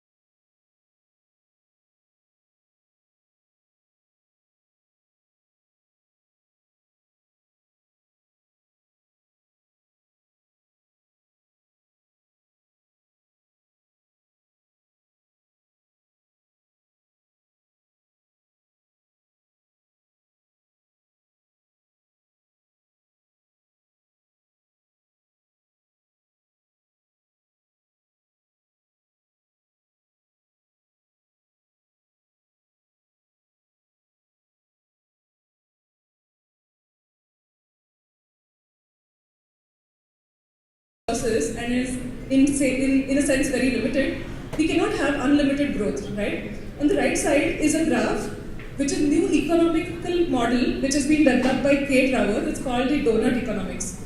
And it has on the outside an ecological ceiling which we're not supposed to breach as humanity. The green area is the safe space for humanity where we can operate, do our business and have, and live our life. Coming from this, we've conceptualized this experience economy boundary. So every business should look at where their experience economy boundary stands right now and does it really breach the ecological ceiling. We must strive to bring this boundary lower and so that we are within the limits of our impacts on the environment. So this is a tool that is commonly available in the designer's toolkit, right? We use the service blueprint. Typically a service blueprint has the customer journey. There are the business actions. And there are these lines, line of interaction, the line of visibility. But what is completely missing out is any consideration of all. What we are talking about is we should get this into our considerations as designers and we should also measure it. And that's what we'll bring about after this. So if you look at typical blueprint with the line of interaction and the line of visibility, what we have brought in is the line of cognizance. And the line of cognizance has been intentionally coined. The point is that in our active awareness, we should have Earth while we take each of the design decisions that we are taking. So if you look at the entire service blueprint, at each of the step of the customer journey, can we map it to Earth and can we see what is the impact that it is having on it? This is an example of a food delivery service. In a general sense, we would start when the customer logs in, they order their food, and throughout the journey we go till the end when the customer receives the food, and that's the end of the service for us. But when we bring into perspective the Earth, we see that there is a lot which is happening behind the scenes before the customer orders, which is where is the food being grown, how is the food being grown, how far is it traveling to the restaurant, and at the end also looking at the garbage disposal of the food packaging, the plastic containers, how do we hand it over to the waste segregators, what happens to it, etc. So this is on the right side a filled out blueprint of the same journey. We've kind of blown up a little bit of it. So we want to take for each step of the customer, we want to talk about the environmental evidence and also the earth cost. The environmental evidence is basically represented here in images on what is happening behind the scenes, and we want to quantify the earth cost in terms of carbon emissions. So what this does is we are able to get a perspective on how much impact in carbon emissions does each journey step have. And also want to talk about, do we order a vegan meal, do we order a meat-based meal, and how does this impact change for each of these decisions that our customers are making. So coming from this to the next steps of the solutioning or the opportunity areas, right? There are all of these questions on how we can encourage restaurants and also the customers to be made more aware of the decisions that on the impact of their decisions. Can we encourage them to make better decisions and also help them in this journey? So it's up to us as designers to find creative ways to solve this problem and make sure that we are all aware of the impacts of our actions. Now just taking that commodity statement slightly ahead, right? We went ahead and we were visualizing an example of a food delivery app. You can see some nudges over here. People call these green nudges or interventions, like a low carbon, locally sourced in addition to the usual nudges we have. And there could be an option of a default nudge for a delivery tool if the customer is into it. So while this is at the part of the customer journey, what the blueprint, the conscious blueprint helps with is mapping this out with the business operations as well as how do you have all your partners in a sustainable manner involved. In fact, it's the customer, the business partners, everyone coming together that can create a sustainable outcome. So in conclusion, let's bring into awareness the earth and the impact of our services on the earth. So once we use this framework and build earth into the core design thinking process, bring it into the regular way of working, only then we will say that we have a sustainable solution and try to bring above the line of cognizance all that is right now below the line of cognizance. Thank you. Thank you, Aditya. Thank you, Anita. Next, we have a second participant. Can we have the slide for him?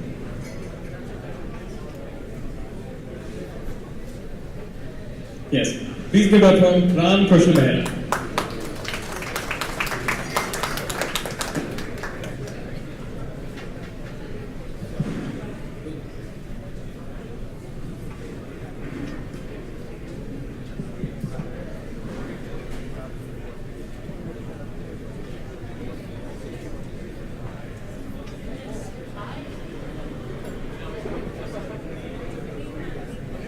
Hello. Hello. Hello. Good morning, folks. The topic that I've chosen is like motion design system. We'll be giving a brief one-on-one about what it is, why is it required, how to set it up. A little bit about me. I'm Ramakrishna. I work as a product designer along with the design systems team at Basically.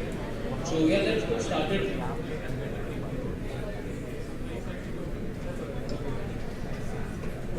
So first things first, like what is a design system, or in short, what they call it as a MDS. We all know what's a design system, right?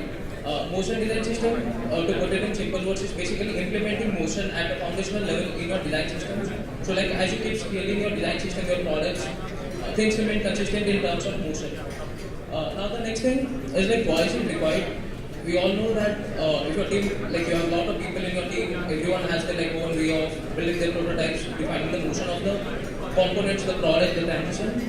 Things will start becoming inconsistent. But if you have a standardized set of patterns so that people can follow, so that is where you can utilize this in order to drive consistency across your products. Now let's get into like how to get started. I won't be diving much into the technical details of it. But I'll just give a brief overview of like what process you can follow basically. Also, since I work at Razorpay, I'll be citing a couple of examples from what we have done at Razorpay. So, how to set up your design system, the motion design system. The first process, it starts with branding and research. When I say branding and research, I mean the first thing is like understanding who your end users are. Like how they use the product on a day-to-day basis, what are the things that they require, having a good understanding of that. And the second thing is having an understanding of your brand. Like to give a very real-life example, so for a brand like Duolingo, the language that they have might not work for a product such as let's say Google or some other product. Each of the products have their own brand language. So having an idea of what your brand is, it would help you define the way as in which direction you want to go ahead. Once you have some clarity on that, the next step is like setting up the foundational things or what we call the tokens. So what we have done is like we have set up foundational tokens for core action, duration and easing. So what these are core actions are basically your properties such as like position, rotation, things that you can animate. Then you have duration, it's basically the time taken for the entire animation to happen, and then you have your easing, like the defining the easing curves, easing, ease out, things like that. And this is a very experimental stage. You have to play around a lot in order to figure out what works for your brand and what doesn't work out. Once you have these things in place, the next thing that comes up is like integration.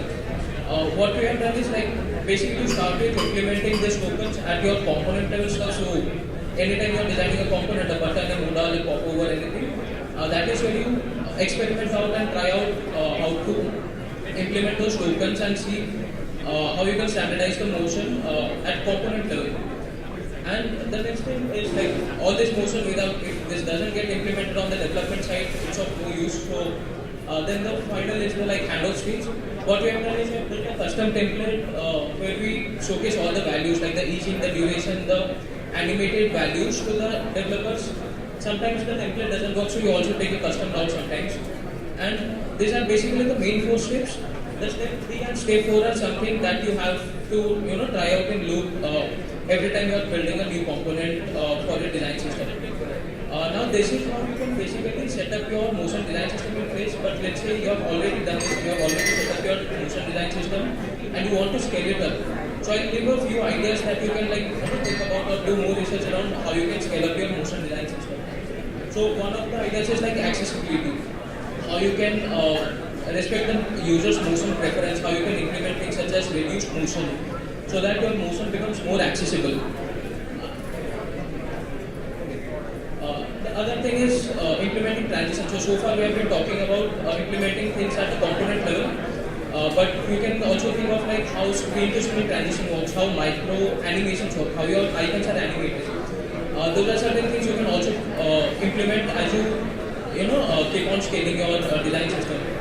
And one more like final idea that I would like to give is like if you have a product which for which motion is a very important thing that provides value to your end users, dynamic duration is something that you can try and implement. So what's dynamic duration? Basically instead of defining a fixed duration for a particular transition or animation, you basically shape the algorithm that defines how long the duration should be, depending on the size of your component or the UI element and the distance it animates.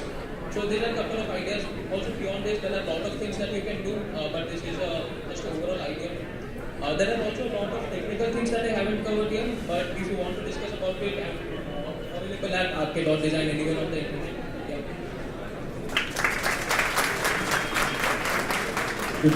Thank you, Ram. And I would like to appreciate the audience. They're very punctual and see. 12 baje break bola to break shuru hi kar rahi hai. It's I would like to also remind that you guys are the judges for this. You will be voting, and based on that, we will be deciding the winners. Also, it's a little disrespectful to chit chat while someone is presenting. With that in mind, let's call our next presenter, Bharat Goran.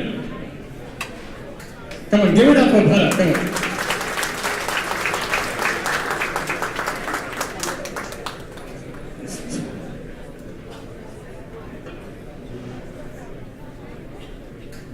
Hello everyone.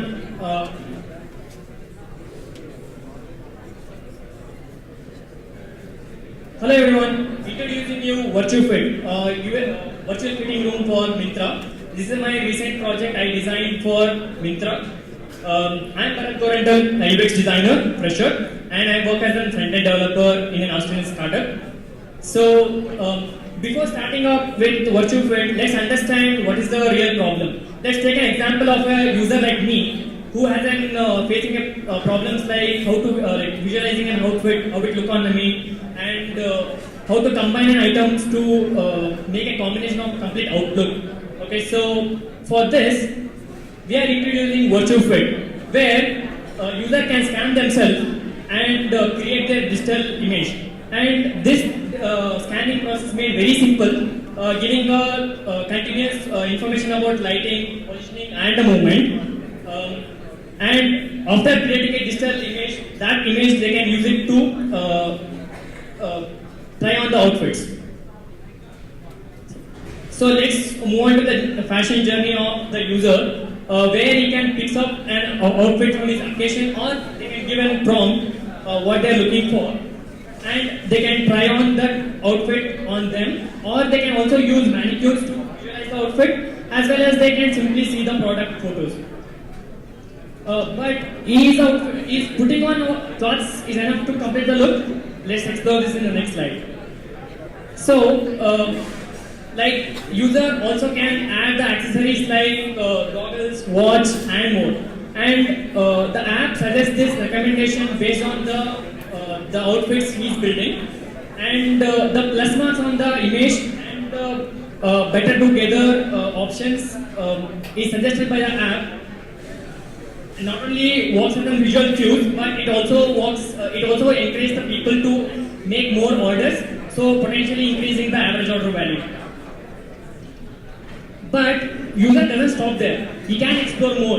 He can explore similar items, like he can explore similar shirts, and also like explore and discover new other options like as you can see, the watch or a pant which better suits with the shirt they selected. And if user wants to switch the complete item, let's say example from a shirt to a sweatshirt or from a t-shirt, they can choose the item type and style, and if they can pick a specific item to wear, or they can put a filters like, let's say Bharat is using color with a white print stripes, so you can use it and you can change that item. So if an user is uncertain about a specific item, then they can click on it, they can explore to the product page, they can see the reviews, ratings, everything, and they can details, and they can also scroll the items to see the key highlights, and also some description will be given by the product saying that how this outfit you made will suit your occasion, what you are thinking for. So, what about the user with a privacy concerns or a limited time or a surroundings constraints? So they can create a mannequin which reflects their physique by giving these options like fit and their shoulder type, all these things, and they can create a mannequin. That mannequin there can be used to wear the same outfit. and all other options will be the same. Like they can change the item, all these things is the same. But the outfit they can change the seat on their mannequin. Let's see about the market opportunity. This virtual fitting is not only this feature is not only can be used for apparels, but also can be used for beauty and cosmetics, and also eyewear, footwear, and this reduces the human effort completely, and also reduces damages and dirt. Like if you can see in the, we can also implement this in offline stores where we can reduce the complete try-ons, and we can reduce the dirt what the people changes and all. So let's also see the technology, this can be implemented. I put it in a very overview. This can be made in three simple ways. One is image segmentation, where it's all about understanding, like when they're scanning the user, it's all about understanding the size of the outfit they are wearing and the outline of the outfit. And then comes to optical flow, where it is understanding about the creases and folds on the outfit, so that can be applied to a new outfit which they are trying to get a natural looking. So the last one is the image blending, where these all the artifacts which is understand while scanning is moved to a new outfit which they will be trying, so that it looks very natural. And coming to the impact of this virtue fit. So virtue fit is a comprehensive and enhances a feature of Myntra. So one is My Stylist, which is an outfit building feature of Myntra. And next is My Fashion GPT, which is a prompt-based suggestions given by Myntra. Also, lastly, Myntra Suggest, which is the recommendation given by the Myntra based on their past preferences and past shopping. And because of this, it's expected to enhance the conversion rates and also increase the user engagement, also the customer loyalty by providing a personalized recommendation as well as the virtual try-on experiences. Moving to next slide. Yeah. So, but the project did not end here. I was thinking about more. There are a lot of insights from the user research I went through. So, because of that, in the near future, I'm also planning to include like collaborative planning, which is the social shopping, where people can plan their outfits together, and also comparison by side putting their outfits. Also, I'm thinking about analyzing the past photos instead of scanning. That will reduce a lot of time, and also we can implement all these things in the offline stores as well. Thank you.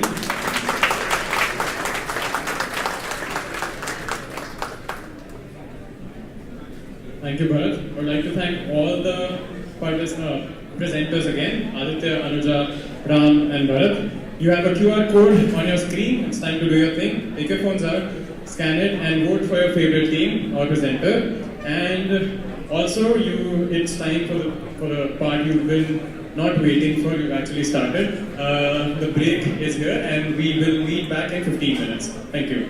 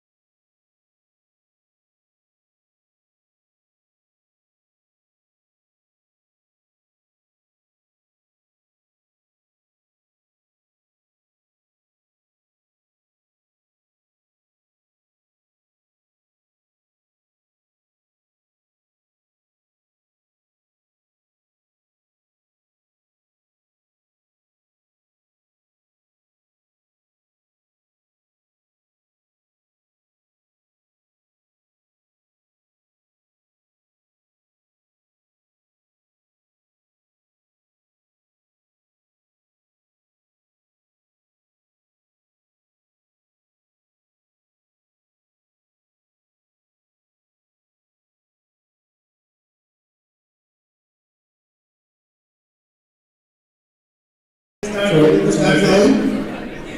Hello everyone, please grab a seat. We are going to start now. Please come and grab the seats now, immediately.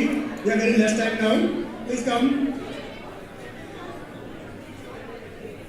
You can carry your snacks, you can carry your tea, coffee to the seats. Please do settle down now.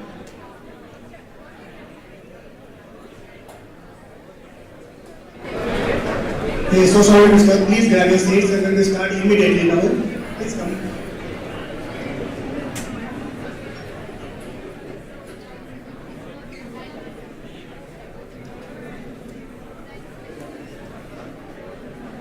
Guys, please grab the seats immediately, please.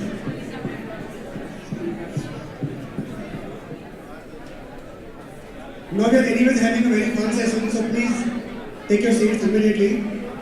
You can grab your tea, coffee, snacks if you want to.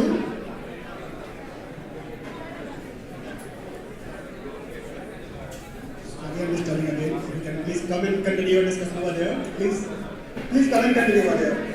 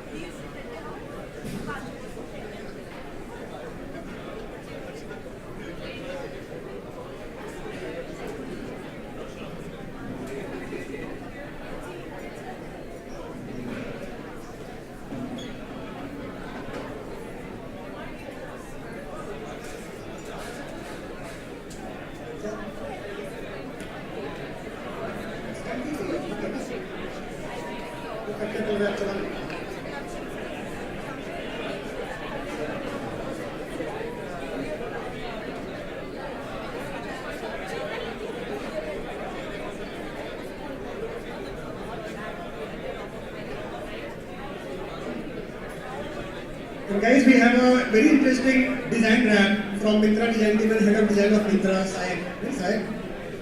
We are going to play a rap for designers. I'm assuming all of you will relate that for sure. Can you please play that?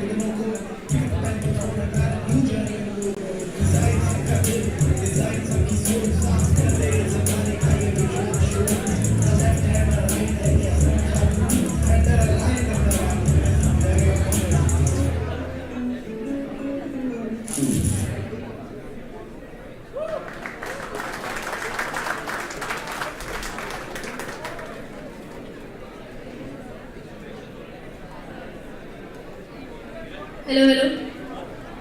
Hello, folks. Welcome back after the break. I hope you guys are doped up. So this rap was by our UX design head Shire, and now I want you all to look at the back of your ID cards. You have a QR code scan for some fun stuff. The design is created by one of our team members, Soha.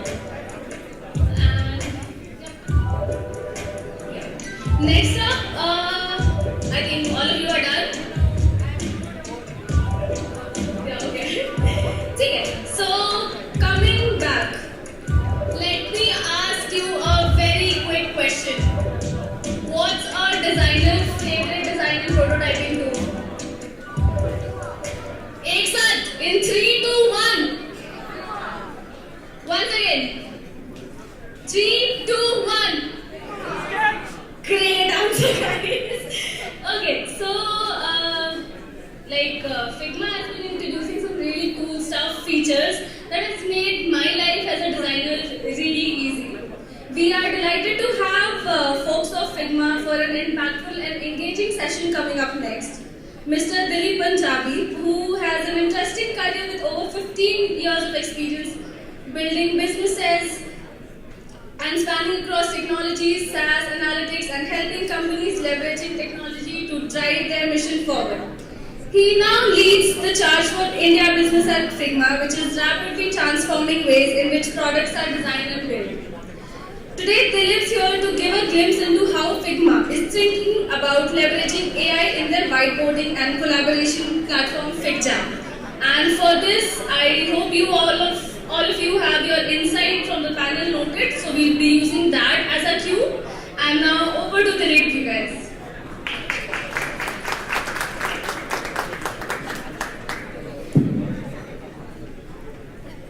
Hi everyone.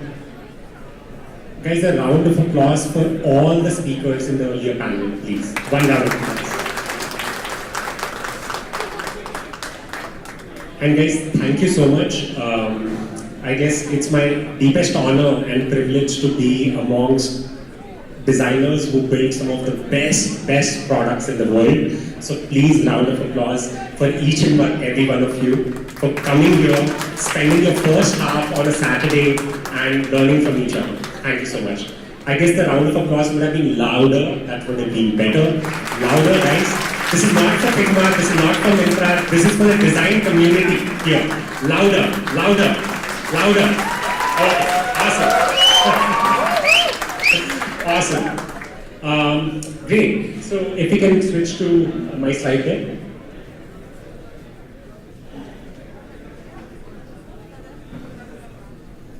Cool. It's not a very lengthy slide deck. What we are talking about is fundamentally how's Figma thinking about AI, right? And by the end of it, maybe when you go back and think about AI in your respective organizations, maybe you take one bit of it from how we are thinking, right? Fundamentally, what Figma is doing is trying to rethink on how products are built and redesigning the way people work in a business, right? If for people, I mean, we heard a loud cheer for Figma, but for people who don't know about Figma, Figma is a platform that actually helps companies build better products. And we have a suite of 3 products, which is FigJam, which is for ideation and discovery. Then we have Figma for design, which many people in this room use. And then we actually launched something called Dev Mode, specifically for development teams, so that they can better collaborate with their design counterparts and actually build better products, right? Coming to FigJam is very dear to me, right? For one very key reason. As I was looking at people, I mean, I'm sure in every company out here, there are people who are silent, right? There are these introverts with brilliant ideas, but just that they don't come outspokenly speak about that idea to your leadership team, right? And the same happens in any other company, the same happens in Figma as well, where you have people sitting in some part of the world having brilliant ideas about how Figma should be thinking about its products. And that's where I've always been genuinely passionate about what FigJam brings to the table. it's way beyond just this concept of, hey, it's just a whiteboarding tool. It's not that. It's actually way beyond taking into consideration every person's emotions, every person's idea, and bringing that to the table. And as you would have seen, how many people or how many teams here use FigJam? Just raise your hand. Awesome. Wow. Wow. Can we get a picture of that? 1 second, guys. Can we get a picture of that? Yeah, thank you. Thank you so much. We started off this being a platform where design teams could come and ideate and start off their journeys, their research, but it quickly transcended into a platform where product design teams use it, and then slowly transcending into development teams or even an HR team using it for their meetings. It could be for a project management experience, or if you are actually doing like user journeys, all of that can be very, very easily like experienced in FigJam, right?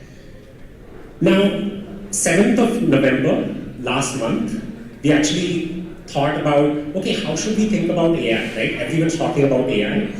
The clear baseline for Figma was thinking about AI not from a lens of novelty, that hey, just because AI exists, Figma should have it and should be looked upon in that fashion, but actually truly solving a user problem, right? And we looked at it from that lens. And the one thing which I'm sure many people would have seen, which Figma has spoken about constantly, is this idea of lowering the floor and raising the ceiling. What does that mean, right? Lowering the floor, trying to see, can AI actually help users who maybe don't know how to start their experience in any of the product? Can they start easily? Can it be accessible to all? Just think of it, right? Someone from your HR team tomorrow has an idea, jumps into Figma, doesn't know how to start. Comes into FigJam, doesn't know how to start in that whiteboard experience. I don't even know where to click, what to do. That's a big problem. That's an accessibility problem at the beginning of that journey. And then on the other side, can AI really uplift or raise the bar of what's possible with technology, right? Can products be even more collaborative? Can products be even more efficient? Can a meeting be run in 10 minutes instead of every Monday 1 hour meeting? There is a way how you could rethink that, right? How many of you love meetings in this room? Like constant meetings? No one. How many of you would love a 10-minute standing meeting on a Tuesday morning?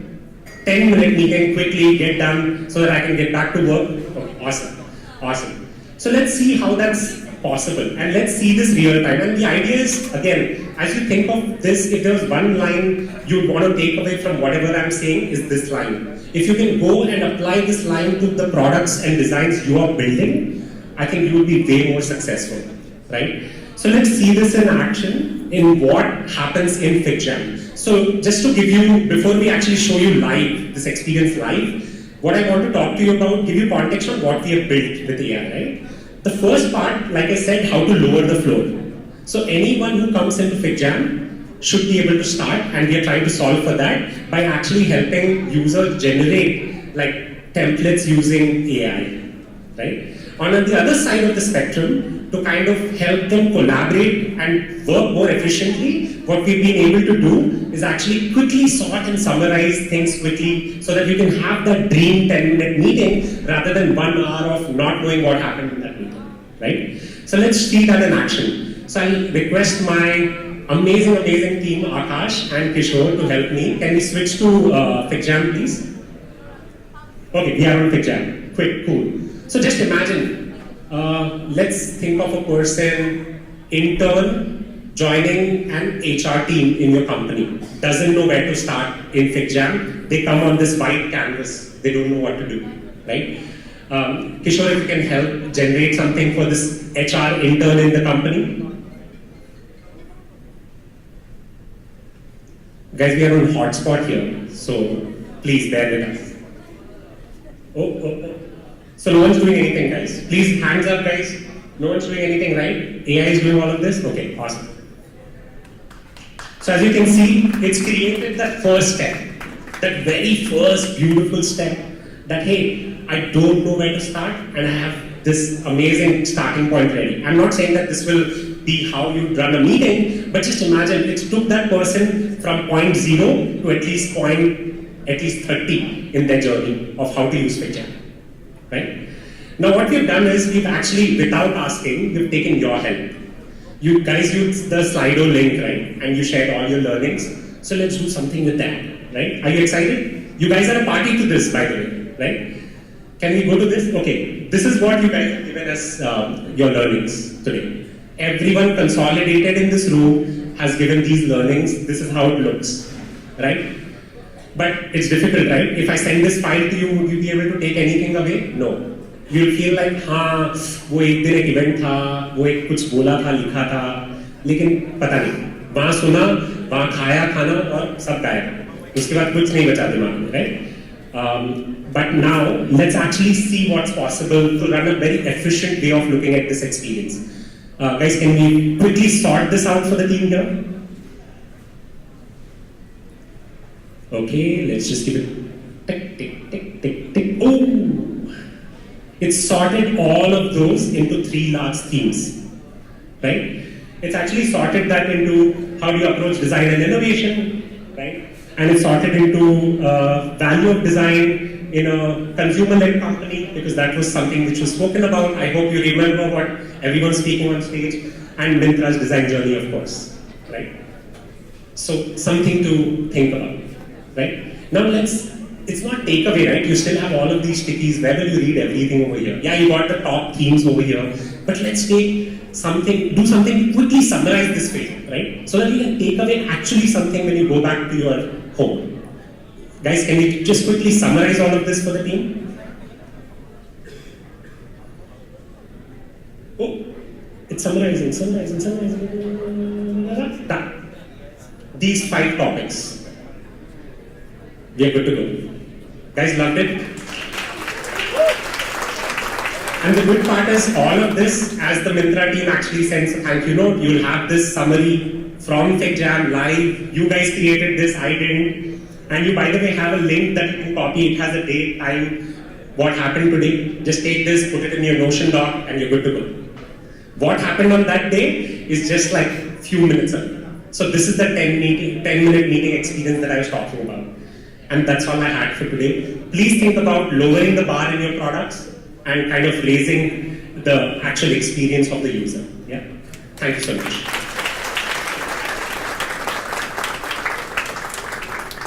Can we flip back?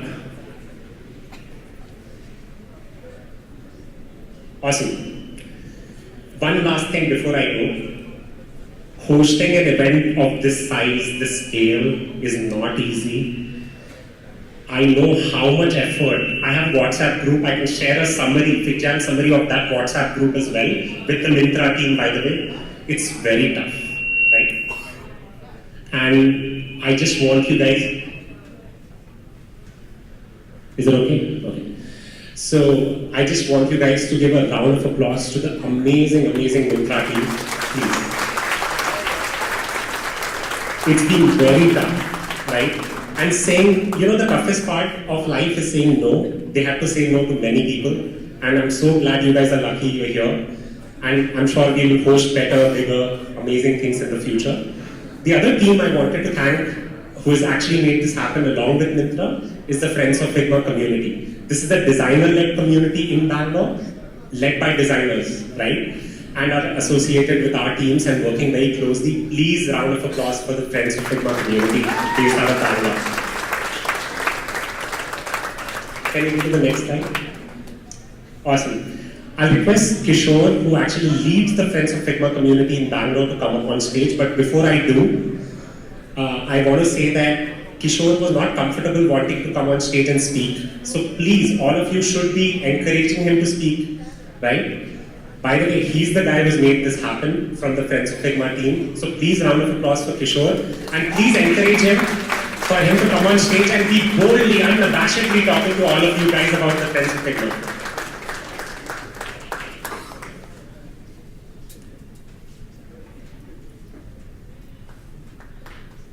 Hello everyone. Thank you so much for the introduction, Dilip. So, hello everyone, how are you doing today? Are you enjoying the event? Cool. So, I'm Kishore. I work as a senior UX designer at Zeta. Also, I'm a Figma community for Bangalore. So I'll just give you a quick brief about the Friends of Figma community. This was started during the tough days of COVID. Most of the events were remote, and we just started doing the in-person events. So our last big event was Config Watch Party, which we have hosted at our Zeta office, and today we are collaborating with the Myntra team. First of all, I would like to thank you. I would like to say thank you to each and every one of you for showing the love and enthusiasm from the day one when we announced the Design Mix event. And I want to extend my thanks to the Design Mix and Myntra team for providing us an opportunity to collaborate with them. So we have plans to host many more such events in the upcoming future. So please scan this QR so you will get to access our social media links, and you can follow us so that you will be the first one to get access to all the design events that we will be hosting in the future. So with this note, I'll say bye to you. I mean, not a bye. Like I'll meet you in the networking. So yeah.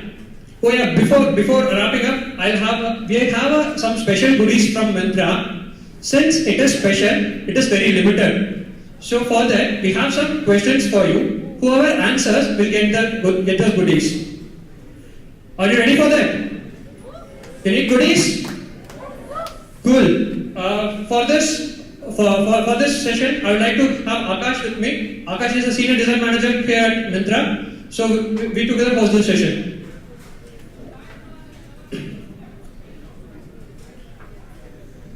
Can we have the questions? Okay. Spot the odd one out. It's related to Figma. Who knows the answer? Can we have some mics?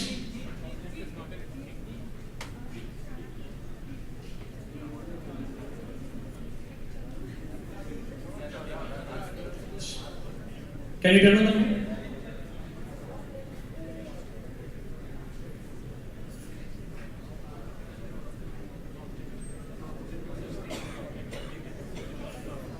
Text. Why do you think that's the odd one here? Because vector pixel objects are of a part, like they are a part of an image. Mm-hmm. So text is not a part of an image. So that's why that is order. Okay. Let's hear from few other people as well. Who wants to answer?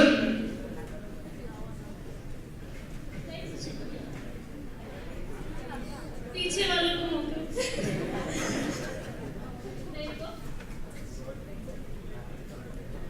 I think it's object. Object is usually in 3D file formats.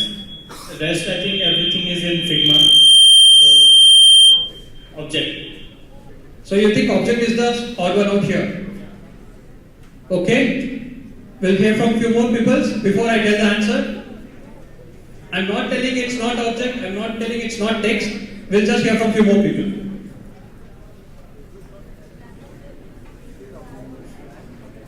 I think it's pixel. Okay. Why do you think it's pixel? For me, I believe. Hello.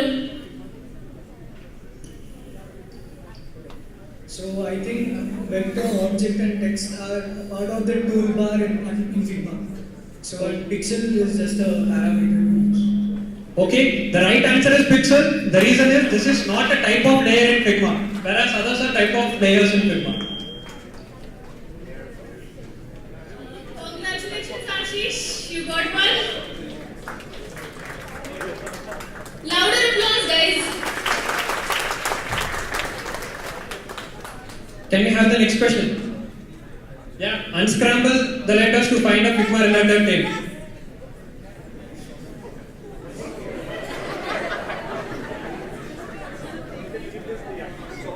I think my brain is not braining enough to decode this.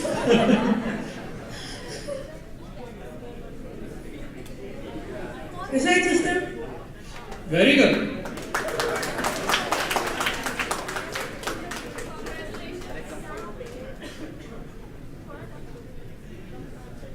Yeah. Okay, what is the shortcut for sections in Figma and FigJam? We'll add some from the back. One back, one. Here we have one here. Awesome. It's the right answer. Okay. Now I ask Akash to take on the stage.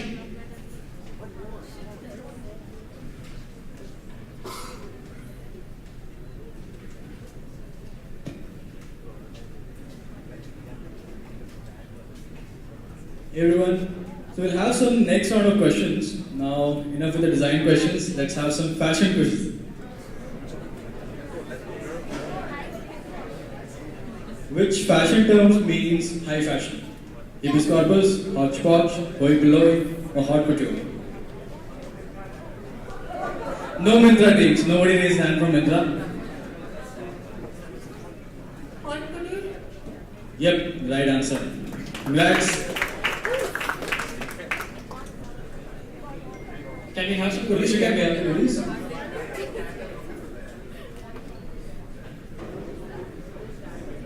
Where was the answer is?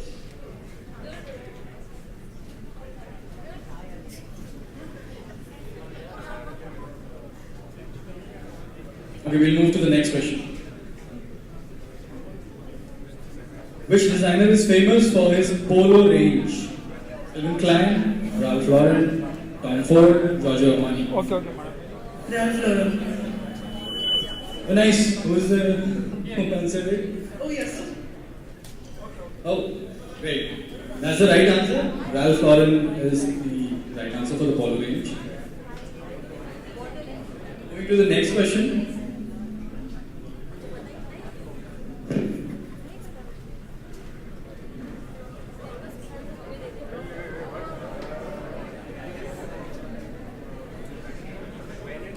So we have the last two questions. When and where the typeface Helvetica found? Okay, I lied there. I have one question from design. So, when and where the typeface Helvetica founded? And yeah, who would like to answer? By the way, you have to get both the answers correct to win the prize. Somewhere in Sweden during the 1800s. I don't know the year. It was can I? Yeah. It's made in Switzerland in the mid 1950s. In the? Mid 1950s, like 1956 or 57, I'm not sure. Okay. It's partially correct. Can you name the foundry? Okay, we'll have one more. We also need the name of the foundry. It's a very popular font, guys. Come on. Yeah, it's Germany 1989. I guess something like that. Nope, not the right answer. Switzerland 1989. Nope. Can you have the mic here, Manshu? Switzerland 1957. Okay, and foundry? Edward Hoffman. No. No. Can we have the mic here? Yeah. Second row. Max Millinger and Edward Hoffman. Right. Which year? 1957. And what is the foundry name? Guys? That's was the. That's what I said. So we are looking for the name of the foundry. It's a very popular font, Helvetica. Man. Everybody has Full used नहीं it. कर रहे हो ना answers. Give it to them. Give it to them. Yeah. Is it monotile? What? Monotile. No. Haas Time Foundry. HAS. Correct. Correct. That's absolutely right. Finally. So everybody gave partial answers anyway. That foundry name is Haas Type Foundry, and when it was launched in 1957. The name was New Haas Protest, but in 1960 they changed the name to Helvetica. Okay, so that's the trivia around this. One last question, the easiest one, I guess. Birkenstocks are a brand of what? They recently opened a store here in Bangalore.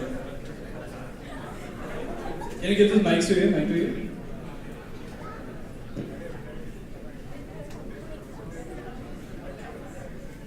Sandals. Correct answer, sandals. Thank you. Awesome. That was a fun trivia quiz. I hope you liked it. And over to Manisha for the rest of the events.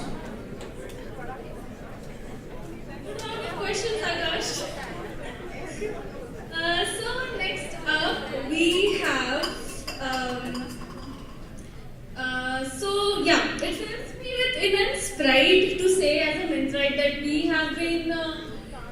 using tech and driving tech-related innovations and interventions.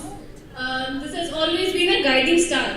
From providing personalized shopping experiences to introducing face analyzers, implementing AI, and Myntra has taken innovation in its own hands. And now I would like to call the team of Pranjal, Ankita, and Soham for them to take the stage. Please welcome your host and my co-host again, Pranjal. Over to you now. Thank you, Monisha. Hi, guys. It'll work, right? Okay, cool. Hi. So, I'm not going to call someone else right now. This is me. You have to pay attention to me. Don't expect someone else. And I'm going to talk about something which you would have guessed, even if this was not on the screen. AI, right? Everyone's talking about it. And I'm not going to talk about the philosophy of AI and design. I'm going to talk about a very specific feature, my fashion GPT. Raise your hand if you know about this, if you've seen it. That's more than I was expecting. This is a feature that we launched, I think, 2 quarters ago. It's been 6 months since it's been out. And before that, I would like to ask you, have you asked yourself this question yet? What are you wearing this Christmas? Always. Something red is one answer. Can we shout out more answers if you have any plans? Ugly sweaters. Ugly sweaters. Pajamas. Pajamas. Fair. All fair answers, no right or wrongs here. Sequin dress. Sorry? Blankets. Okay. I guess blankets is what I've heard. Okay. So, this is what I'm going to talk about, right? So, how do users search right now when they have to look for, let's say, an outfit or an occasion, right? This is what they put in the app's search bar. It's going to be one of the 3 things. It's either going to be an article type, like a sweater or a blanket. It's either going to be a brand. You can be loyal to a brand. I only buy H&M or Zara. Or you can have specific attributes, like sequin, or I think ugly sweaters. That's what's an attribute. But it's not exactly how we start our thinking process. We think, I want to look good for Christmas, I want to look cute for Christmas, I want to look hot for Christmas. That's how we think, right? Now we get to the article types through a process. And that process includes different apps like Instagram, Google, Pinterest, right? You create mood boards. Now, you will not type on the Myntra search bar, I want to look hot for Christmas. You will never do that, right? But that is the gap we look to bridge. Right? Can I just simply type outfits for Christmas and it will help me get to a particular attribute or an article type. So can I simply just type into ChatGPT outfits for Christmas? Let's see how it works right now. I love it when an animation works out. Right? I'll do that again. So right now it throws at you a bunch of article types. It'll throw at you like a well-fitted suit, a sweater, dress pants, knee-length skirts, heels, right? But now, what do I make of it? Do I wear that with this? Do I wear dark jeans with flats? Do I wear sweaters with jeans? I have little idea. This is still better than what our search engine can right now solve for. This is still better because these are still relevant to Christmas, but it's still not enough. So there comes the need for a base prompt. Now, what is a base prompt? Now, here is the beauty of ChatGPT particularly. You can give a base prompt which is fixed. So for example, here, this is a placeholder base prompt, not the exact base prompt that we have. Here is a user query from a fashion and beauty e-commerce app. Provide a set of maximum 6 looks, that number can vary, that look good together, right? Now each look should be made of 4 to 5 article types. It can have a sweater, jeans, belt, shoes, and let's say a pair of earrings, right? And also provide the gender, men, women, or all, for each look. Now this is the base prompt which will structure ChatGPT's answer. Now to this, I will append the user's query. In this case, outfits for Christmas. And now when I send this to ChatGPT, we will get this, a more structured answer. not the images. These images are generated through Midjourney, but what we'll get is the text below it. So, for example, the first look, right? A green polo, khakis, brown belt, black watch, and leather boots for men. And similarly, we have a bunch of looks. Now, I can generate, let's say, 20, 30, 40 looks, but here is a result set which I'm happy with to show my customers. Now, how do I solve for UI? So we had this idea, we worked on this experience, and we decided that this is what we want to do. But UI solution can be very fancy also, like I can probably include those Midjourney images in the UI solution also, but we also have to keep in mind, we have to be the first to market, we have to develop quickly, we have to reuse components, right, what we already have. But still it has to be intuitive to the user, and then comes the part of branding the feature, right? So this is the first screen of My Fashion GPT. We called it My Fashion GPT. We have some example prompts for the user to understand what kind of prompts are now possible. That is where the user starts the journey. Then after that, we have product tracks. Product tracks is one of the basic components of Myntra's library. So now we stack product tracks one above the other or one below the other, and they form a look. So we have top wear, bottom wear, footwear, followed by accessories, right? And you can toggle between looks using those simple arrows, right? And you remember in the base prompt we also had gender. So based on the user gender, we have given a feature to filter. So now we have all of this just at our disposal, right? We can quickly build these. And tapping on a product will give you details. If you want to view more green sweaters, right? It's never enough. So clicking on view more will take you to a list page. And okay, let's talk about branding now. So we wanted people to know that we have used AI. So we used ChatGPT's green color, and also we went as well as to use GPT in the name of the feature and the bot. You cannot miss that it's AI. Right? And we have these entry points throughout the app. You can actually take your phones out, not now, but eventually, and try this feature out for yourself. Try different prompts, and I hope you like it. So we went from that to probably a user who knows what he's wearing for Christmas. But wait, humans are not that simple. So I will not simply take what ChatGPT gives me. What if instead of this green sweater that we had, I want an ugly sweater? What if I want a cardigan? What if I want prints? What if instead of khakis, I want black trousers? What if I have a budget? So there are constraints, right? So to take this talk further, I will call on stage Ankita, my fellow designer. Where is Ankita? Ankita is here, and she will walk you through the next steps. Thank you, Myntra. I hope everyone can hear me. Am I too loud? No. Okay. I am Ankita. I work as a UX designer here at Myntra, and thank you for coming to this event. And now I want you guys to think, what if? In the outfit that ChatGPT suggested, you could change a few things. You like the outfit, maza aa raha hai, but mere jaisa nahi hai. It's not my style. What if you prefer prints over solid, or you prefer wearing red instead of green, or you have a budget of 1,000 rupees. In an offline outlet, usually your preferences and constraints are closely taken care of, but when it comes to online, that does not happen, and you start thinking, how can I, get to what I was looking for, and that comes out through the feedback that you give in real time to the salesperson that you have on store, right? So we started thinking, how can we bring that to our platform for our online shoppers?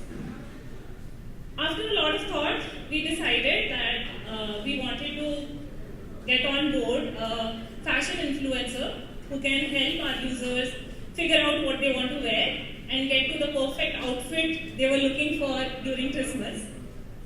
And that's when I introduced Maya. Meet Maya. Does anybody of you know who Maya is? Anyone? Can you raise hands if you have seen Maya anywhere on our app or social media? couple of hands over there, over here, but not too many people know about it seems. So let me introduce Maya to you. Maya is Myntra's first AI-generated fashion influencer. She is currently on Instagram with over 180k followers, and I would think it's a good achievement considering she just came to life. So now you can shop with Maya on our platform.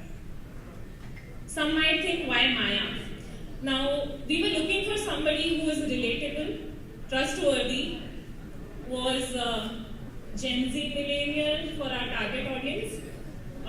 We were looking for somebody who had a human touch, but also brought to our platform the innovative and tech-forward side of Myntra.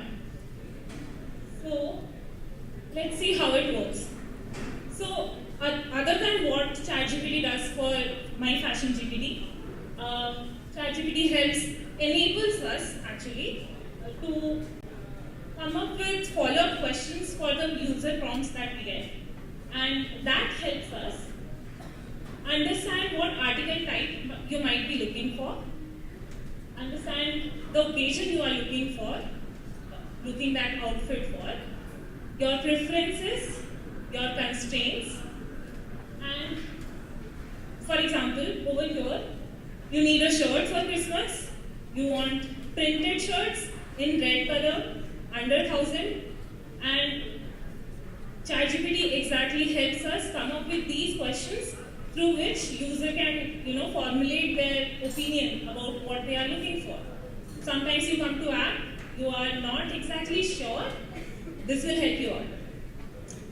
Now, while we were designing the screens, our idea was to be first to market, fast to market, and hence, again, similar to what Pranjal just said, we tried to reuse as many components that we could and focus on getting the relevant answers for our users. But this is not everything that happens before things come to you. And I would like to call Soham here to talk about what goes on behind the scenes.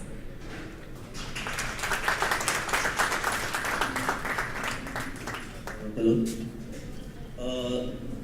I'm Soham. I'm a senior UX designer, and I'd like to say that fashion, GPT, and Maya has been incredible for us. I mean, it's amazing what the AI has been able to do in the last 4 or 5 years, and it's very important to also know about how these suggestions are coming to us. Like, imagine a scenario where these styles are not available on the platform and you are expecting to see these styles. So for a user, that's a loss of user experience. So we need to think about this. And that is where our most important, we can say, stakeholder comes into play, that is our sellers. And so we keep on asking, how do we empower our sellers so that they can send more fresh styles to our platform, so that our customers in the end up buying new styles, new fashion. And to understand that, our first step is to understand what do our sellers need, right? Now we need to see that our sellers are business people. Their mindset is different from our customers. They are here for the business, and like every business, there is supply and demand. So, understanding this demand is very important for our sellers. And that is where our two ideal problem statement comes with, which is understanding what trend that is currently ongoing, and that would ideally help the seller to align their inventory. And as you understand, right, manufacturing clothes, stitching them, logistics, operations, it involves a long timeline. So a seller ideally has to know where they want to invest so that in the longer term they can reap the benefits. Here comes Trend Explorer. So this is a very new tool that we have for our sellers, and what this basically does, it's a B2B dashboard for our sellers, which suggests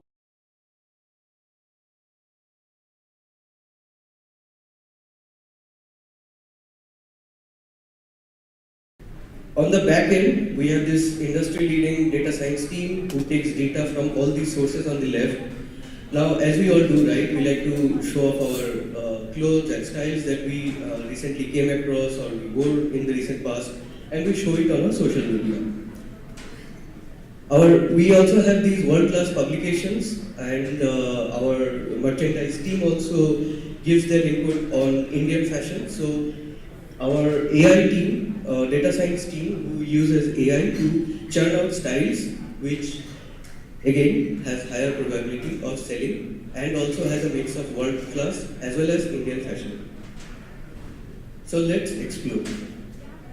Let's say we have all these styles on our platform, and as you would see, you might browse 100 styles and end up buying 2 or 3 of them. And this is the expected and the observed behavior on our platform as well.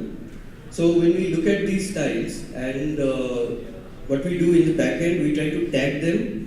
And let's say some of these are highly selling, top selling items, some of these not very much, and some of these are absolutely not. So we tag them, and then we try to showcase these to our sellers so that they get influenced and they get inspired to make more of top selling items. And this is the interface where they can add in lot of filters in terms of price, in terms of style attributes, in terms of lot of sale related metrics that they are interested in. And once we see more details, we try to show the data in a easily consumable manner. On the bottom side, you would see a trending chart where you can see how the product has trended from a bottom seller to a top seller at certain timeline. So a seller is now ideally inspired to make similar stuff. So what this does is this improves the relevance, search relevance in the end for our customers, and at the same time improves the freshness of the platform. In the end, overall, this bridges the gap for our customers as well as our sellers, our partners. So we would see more trending items on our platform, and we would also, the sellers would also be seeing suggested styles for these sales. And that is it, and hopefully this kind of innovation helps to take our industry forward. I would like to invite Ankita and Pranjal if you guys have any questions for us. Thank you.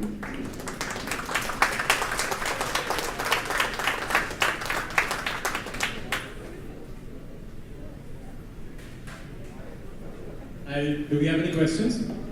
Okay, there are 1, 2, 3. We'll take 2 questions, I think. Hi. Yeah, I think this question is for Ankita. Ankita, you mentioned Maya has been created to also, there's a sense of trust and relevance that you wanted to incorporate. So how is this trust being, built? Because when I saw Maya, I could not really have a connection, but I'm sure there's something that's working behind. But how does that get established? When we said trust, it did not mean from. So when you have an influencer, a normal influencer doing promotion activities, it's mostly sponsored, but Maya remains unbiased in that way. So that's why we wanted to bring that. From that angle, we wanted to bring trust factor into the product. So that the products which are showcased are not sponsored, but through it is present on our app. That's why it is coming up, but it is not pushed by marketing teams or different companies. So that's, I think that answers. I hope. Thanks.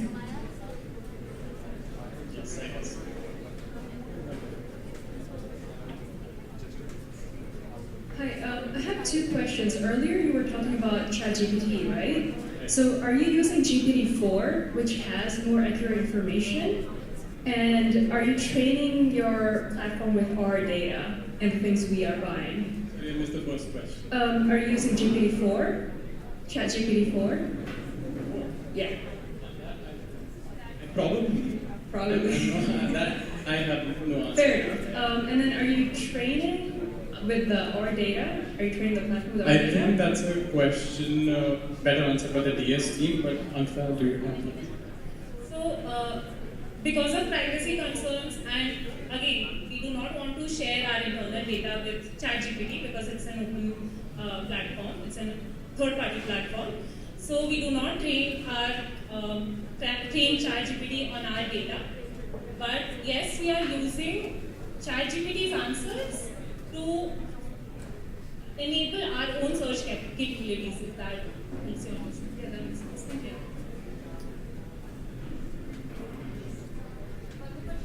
We'll take one more. First of all, congratulations for building this feature. It's really awesome. And my question is to the UX design team of this process. So, as a UX designer, how did you learn more about the AI capabilities and how it would actually work? Because there are a lot of things, like when you with ChatGPT, also the data is fetched to that platform, and there's a lot of things, backend things going into it. So, how you yourself educated yourself on this AI topic, and how did you bring this solution into that?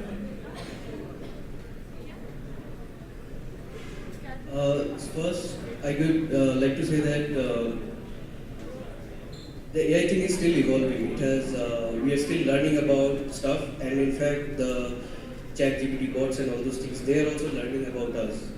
So there's a lot of intelligence exchange, I'm guessing, happening between all these systems. And the way that we have tried to see is to find out use cases that are going to help our business generate growth, get revenue. That is ideally which will help our business to sustain and also fueling money maybe to explore all these options. As with AI, you would know that all these OpenAI, the company that created this, they were working on this for quite a long time, and they had created this knowledge base based on which GPT-4 and all those things are coming out right now.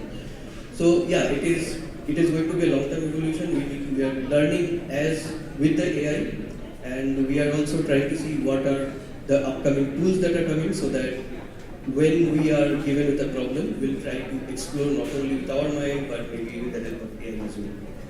So one thing I would like to add it here for the team primarily is that yes, usually AI has a different culture, way of working over here.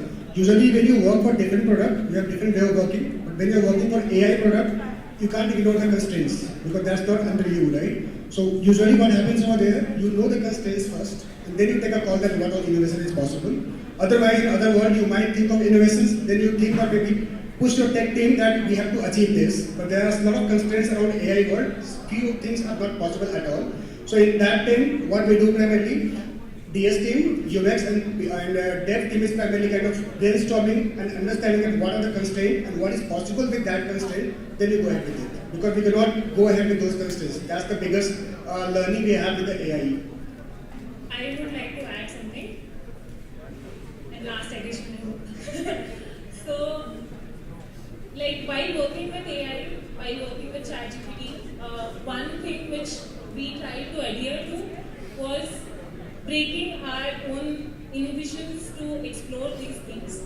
We went on and on ChatGPT trying to explore what the capabilities are, and wherever we struggled, I think collaboration within teams, with DS team, engineering team helped us a lot to understand how these things function in the backend.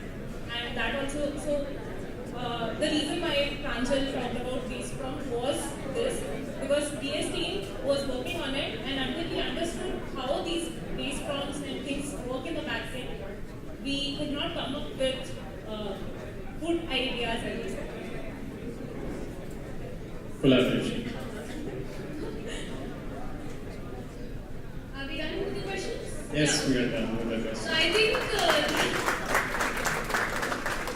Thank you. Thank you. Great guys. I think the question started out with what I'm going to wear for Christmas, and I think it would end up answering Christmas, New Year, birthday. क्या पहनना है? I don't need any of my gift friends anymore. So next up we have Miss Fatima. Let's keep the momentum going. I'll introduce her. So for our final chapter, we have Fatima. Fatima is a multidisciplinary designer with a knack of art and home styling. She led product and brand design both at Sampe and Kojak, constantly bridging the gap between product, brand, and marketing. She is currently advising startups on how to build timeless brands through product design, and we call in Ms. Fatima to share her perspective elevating your brand through product design. Over to Fatima now. Huge round of applause, guys. Hi, can everyone see me at the back? Okay. I want to check. Because the stage also has this in between, but okay. Alright. Hi everyone.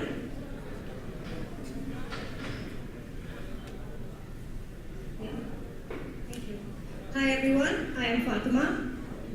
I am daughter, sister, brand designer, UX designer, surfer, home stylist, also an artist. Also I love earrings. Sometimes I talk really fast. And I'm a scuba diver as well. A lot of these things have defined who I am and shaped me to be who I am today. They have been very pivotal in shaping my personality, especially scuba diving. Diving happened to me a couple of years ago. I still remember going on my first deep dive as an advanced scuba diver. 4 days of rigorous training, theory and practical studies, we were finally set into our boats to go onto my first deep dive. When you go into the boat and you go to the dive site to dive, there are different briefings on the boat that are given to you. Where will you enter the dive site from? Where will you exit? What will you encounter on the dive site? So we were given these briefings. Once we reached our dive site, we were told that we will encounter these manta rays because we are going to this manta feeding station where manta rays come in and the tiny fish help them clean the algae in their mouth. So I was really excited to see my first manta ever. And as we were ready, geared up, getting to the water to descend onto our dive site, instead of mantas, we encountered a current. I panicked. My breathing became really fast. My buoyancy was lost. But I looked around and I looked at my instructor. I told him, I want to give up on this dive. I want to go back up. I don't think I can control. My instructor, with his breathing very calm and very humble, looked at me and said, just breathe in and breathe out. And looking at them and other divers around me, so calm and so much in control of their buoyancy, made me also feel very calm and in control. I am really glad I didn't give up on that dive. It is still date my favorite dive ever. I was lucky enough to have a small video of that dive taken. I would love to play that for you guys.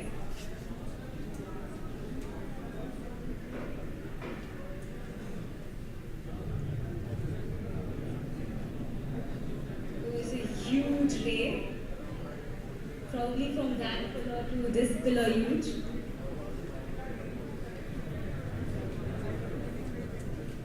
That one is me.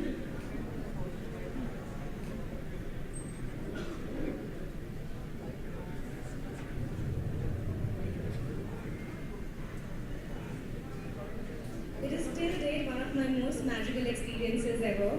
Today I am roughly nearing 100 dives, and in January I'm going for my dive master certification. There's so much about diving I owe it to the people who taught me the sport and the people who I met along the way. I feel like they just taught and exposed the sport to me in such a right way. Just seeing them so inherently curious and calm gave me that motivation as well. It's so funny, right? How sometimes people and their personalities can make us feel this way about something. It can make us feel motivated. It can make us feel connected. It can inspire us. It can also repel us. It can instill revolutions, make us laugh, or make us fall in love. Well, just like people, products with a certain personality and traits are much easier to connect with. Which is why when we go out to buy something, we inherently look for these traits and characteristics in our products that we buy, or brands that we want to associate ourselves with. When you go out to buy a chair, even though the chair has exactly the same function that allows you to sit on it, you choose one chair over the other because one has a certain character and trait to it that you relate to versus the other. Which is when I had to buy a chair for my house, I went for a chair that depicted a bit of playfulness, a bit of neutralness that was the character of my house. I still remember my first scooter. I wouldn't mind waiting for another year till my dad was like, okay, now I have the budget to buy you the Vespa, but I wanted the Vespa because I thought I could see my personality in it a bit more. I really take a lot of inspiration from the way industrial product design has evolved and has worked. I feel they know the right way to bring the brand values, the brand personality in the contours of the product, in the colors of the product, in the way the products are made. Look at your MacBooks. You can tell every product of Apple that it is from Apple. It is not just the color. There's a lot more product design philosophy that goes into it. I feel gone are the days where we only had to design tech products to get the work done. There is a lot more emotion behind it that we need to tap into as well. When someone is booking a ticket to on Make My Trip or Clear Trip, they are not just booking a ticket. They are feeling this joy of going on a holiday, or they are feeling the relief that one logistical task is over for them to book the tickets. Don't forget to tap into that emotion. When we start designing a product, we often ask ourselves who our users are, where they are from, how old are they, socio-economic background, what's their day like. But I feel like a missing ingredient to ask ourselves is who we are as a product. We often say that design is supposed to make products more human. How do we do that if we don't know who that human is? Once you define that human, you will know how to greet your users, customers, you will know how to handle situations of failure, you will know how to dress in front of the user, which is your visual. So I think defining that persona, which I call the product persona, is very, very important. It will help you know who you are, and it will help you also define how you make the users feel. I think one easy way that I find to kind of do this is to build a personality mood map and then pick a fictional character or an existing character or even write up your own character and define if your product were a person in 4 lines, who are they? This is a very practical example of a framework that I use with my team generally, which is just answering 4 questions. Which famous person or character does my product resonate with and why? And what are some characteristics that they have? Or which person you definitely don't resonate with, so you know who you're definitely not as well. The other is to ask yourselves, how do you feel in the presence of this product? If we have to take, let's say, a couple of, for example, Myntra, is it a place, is it a shopping mall where you come and buy products, or is it also like your personal stylist? Can Maya understand what your skin color is and have AI integrated into it that way, where it can tell you blue looks better on your skin than your eye color? There are already apps doing that. So if you know who your product is, you will probably be able to not just make the visual, but design features also, keeping that product personality in mind. And once you have this in place, it will allow you to define your tone of voice, it will allow you to also through and through stay consistent. Imagine Apple suddenly starting to use Comic Sans. Not that Comic Sans is not the right typeface, I have a lot of respect for Comic Sans as a typeface, but it is not what Apple is.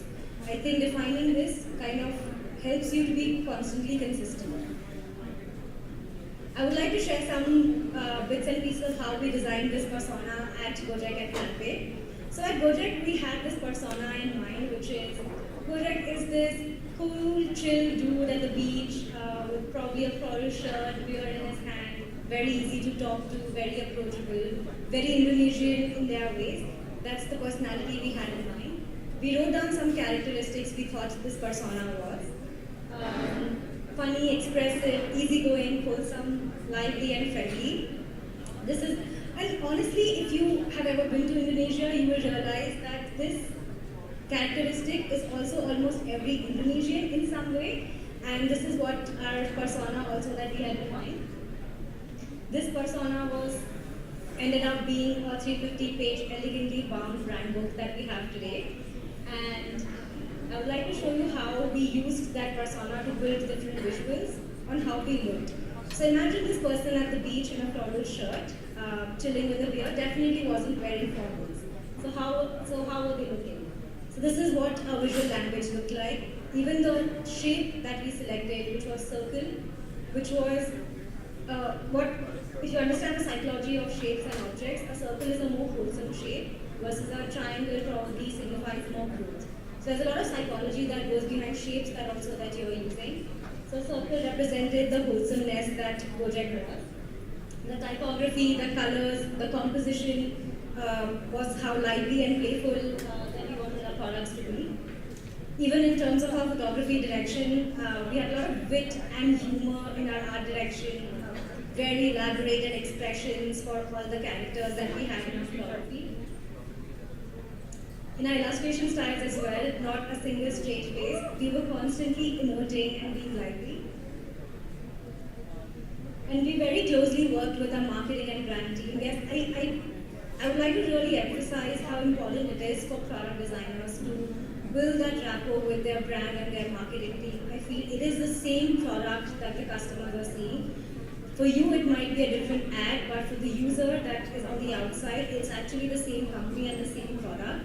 There needs to be a lot more consistency and cohesiveness in the way things work. And I'm sorry it is not very clear, but you can see it on the TVs there. But this is how we represented our persona into our products, which was one of the most important touch points that we had.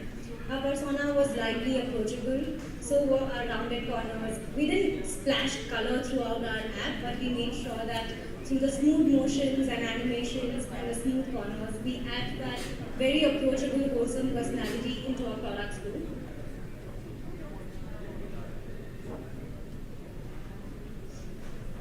Now how we speak. Probably the most important aspect of making your products more human is your tone of voice and how that tone of voice translates into your product.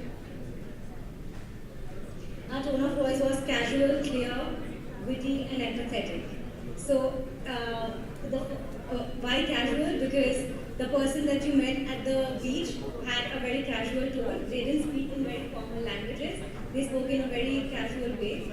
So that's why casual. Clear because even though we wanted to be extremely casual, we knew that anyone from 15-year-old to 50-year-old was using our app.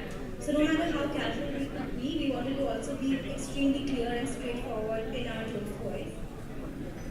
Witty, because we always wanted people to leave with a smile on their faces. In the end of the day, you're also meeting this person at the beach and not in an office.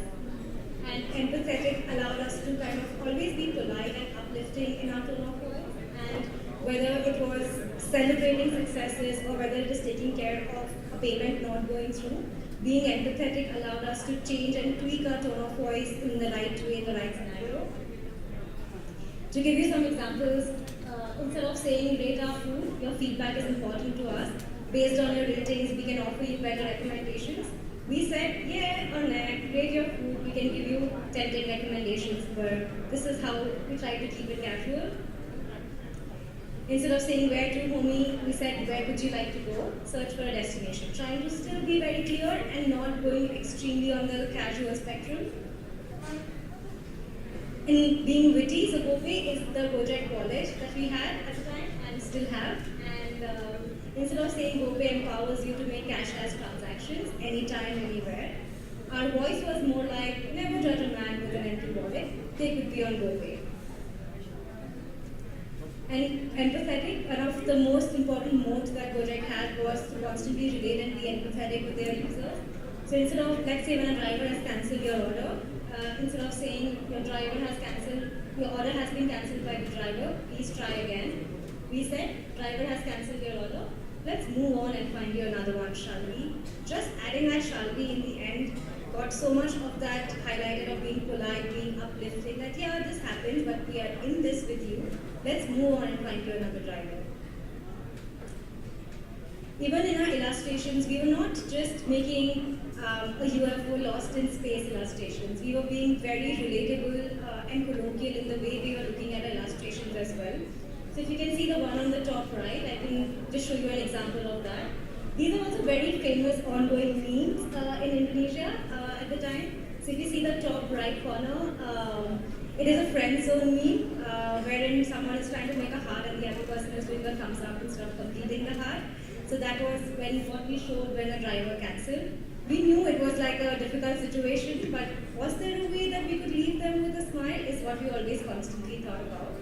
So even here, right, like I feel like sometimes the illustrations are worked on separately, the copies are worked on separately, but kind of building both of these together, think of all your empty and error states as a graphic novel and see what visuals can come and how text can support that visuals or how visuals can support that text. Also, before I move on to the next one, definitely a big shout out to our illustrators and copywriters at Gojek. I think without them, cohesively happening definitely also possible. And now finally on how we act. I've spoken about tone of voice and I've spoken about visuals. On how we act is how we design our features. Once we had the brand in place and we were moving to using that brand on 2 different products that we have at Gojek, after doing the redesign of GoFood, we were talking about telling the entire world that, okay, we have gone through a redesign, so how should we do our onboarding? Now we had multiple things on the redesign that had changed, and we were like, okay, should we do like an overlay onboarding? How should we go about telling the world that, okay, we have changed? So you remember that guy at the beach with the beer in their hand? We decided, how about there was a campfire and this guy had a guitar in the hand and they were singing to the world how their new year has been, how they have changed, how they have grown. So instead of doing a normal onboarding, we joined hands with the marketing team on a very low budget, by the way. Everything was made in-house. We decided to tell the world about it through a song. I would like to play. GoFood's now better for you, so clear you can order quicker too. Better, better, better, better, better, better. You gotta look no more for promos, spell check. Oh, we know you mean gotta. Better, better, better, better, better, better. Type your dish, see restaurants around, or look it up, find the best brands in town. Better, better, better, better, better, better. When I say I'm almost there, you'll know exactly where. I'll keep a look on the ETA and a few more checks. All the times are such. GoFood's now better for you, so clear you can order quicker too. Better, better, better, better, better, better. GoFood, update your Gojek app today.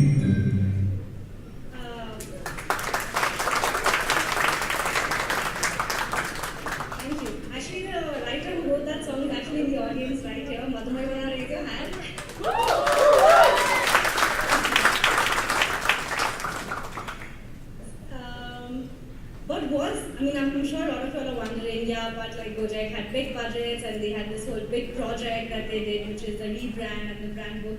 To be very honest, that's not true. I mean, we started off somewhere here. Probably the top illustration in the center that you see, the grey one, is where we were. Through the years we tried and then we kept somewhat still UFOs and spaceships in the air and some color. And then over the years evolved to some other style. We were very comfortable in the discomfort that we had, that not our entire app is looking the same at some point. We were very comfortable in the idea of experimenting, but extremely intentional. Maybe the UX writing team and the illustrators were experimenting something, the product designers were experimenting something else. And then over the years, when we started doing this, we realized, okay, we have something that's forming and now we feel confident about what the new design will look like.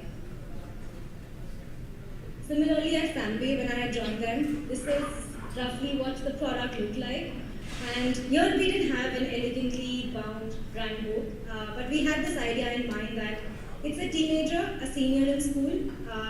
Fanpay, just to give an example, just to give you all an idea, is a payments app for teenagers. So the idea in our head was that the Fanpay persona was about the senior in school who you really look up to, your parents don't mind spending time with, taking a lot of influences and references from sneaker subculture and games is what we had in mind.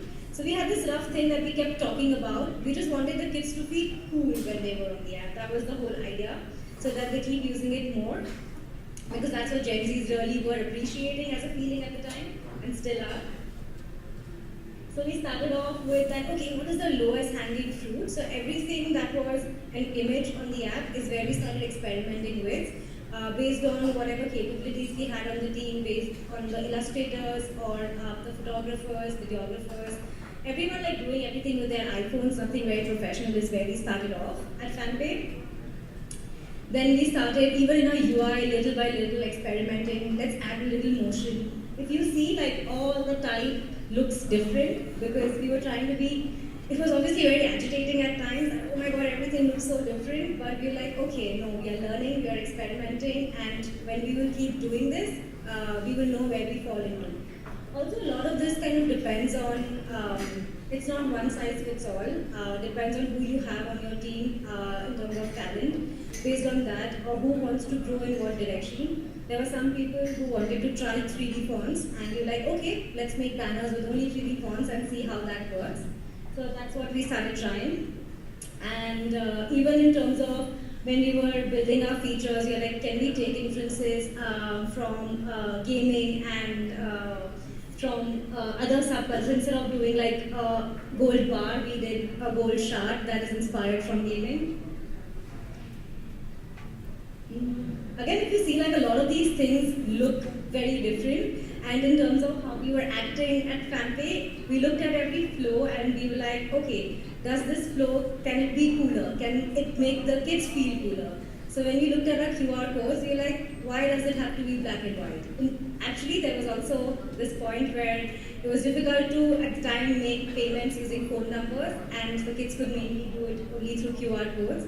So we're like, what mode can we add to make the QR codes more cooler and for them to use this feature even more? So we added different skins. In fact, this got so famous that at some point we decided can this become a potential revenue stream as well, and started releasing limited edition screens as well, which they could unlock. This is something that the video team at the time were working on. I would really like to play this for everyone. Which is when you, a lot of times as designers, we feel that we should not have any hurdles along the way. Sign up should be very quick and simple, especially in a payments app where there's KYC and a bunch of different things happening. So we're like, can we, on the sign up, at the first point, we tell our users and show them how cool it would be to be a part of FanPay. So even though this would add a little bit of extra time for them to sign up, we didn't mind adding that video, and I would like to play that.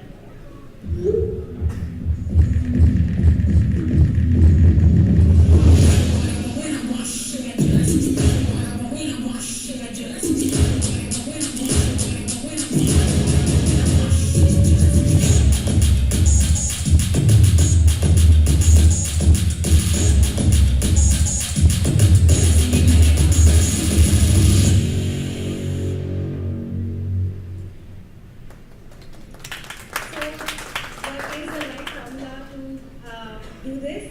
I mean, definitely work very closely with your marketing and your brand team, but there is no single formula. I would say stay in the discomfort, experiment, and see where things fall. At FanPay, we already started seeing patterns forming. We now have a very defined illustration style. We now have a very nicely defined interface as well that is extremely consistent. So we knew what was working for us. We saw what the users were liking. We saw what the team was capable of as well. And then based on that, selected what our brand should be and how that brand should reflect into our product. I think, just be extremely intentional and iterate. It's okay that every flow sometimes kind of looks different. Stay in that discomfort, have a plan for it as to when will you all fix that and move ahead with that. I guess like just for us in life, like we're constantly kind of experimenting and constantly oscillating between the being and becoming part. I think same is true for our products as well when you are adding that personality. Same is true for me as well. I recently, a couple of years ago, moved to Goa just to see does being close to water and nature bring any change in me since I like that so much. Or cutting my hair or trying different styles. I feel like all of us are constantly experimenting. One should intentionally keep doing that even with their products and brand. And a big shout out to every person. A lot of this work is obviously not one person work. It's the whole team that had made it possible, from product designers, illustrators, photographers, through Gojek and FanPay. I can tell very confidently that each of their personality is somewhere there in the products that we have designed. And yeah, so that's about it. That's my time. Thank you.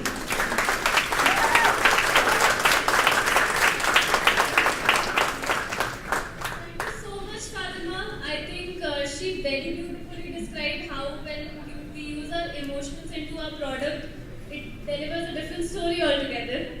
I think next time when I am in a bonfire setup, I would hum that Go Food Wala jam for myself. I can understand that. So, any questions do we have from the audience? Awesome. You made it so clear. We have a small present for you.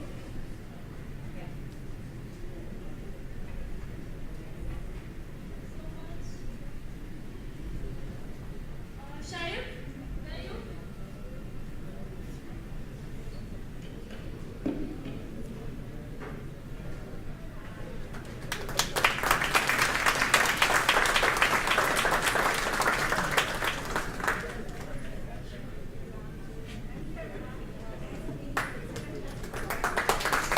Absolutely worth it. So we are just one step away from closing. We have our pizza winner announcements lined up.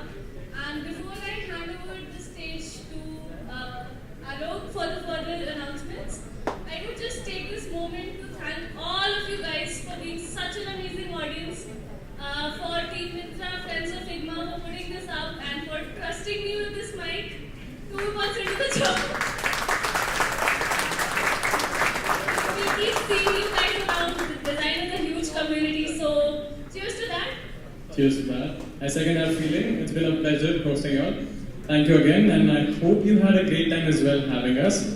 I will now call on stage my second boss, Mr. Alok Kumar, Director UX Myntra, to announce our Pizza Kucha winners. Let's hear it for Alok, everybody. Thank you guys. I don't have any keynote. I'm not going to bore you guys. We are going to talk about the purpose of Pizza Kucha. It was a very different kind of format, right? We planned to do this and we got so many interests. It was really difficult for us to figure out who are those. So we invite for those top 3 people who should be coming here presently. Somehow we could finalize those 3 folks, and that's why we decided that we are not going to announce the winner by ourselves. So all of you are the jury, all of you have voted, and we have a very marginally, very good number of people who have voted, and we have very clear-cut winner. So I'm going to talk about exactly how the winners. So we have winners, we are going to facilitate all of those. Now we have the second runner is Ramakrishna.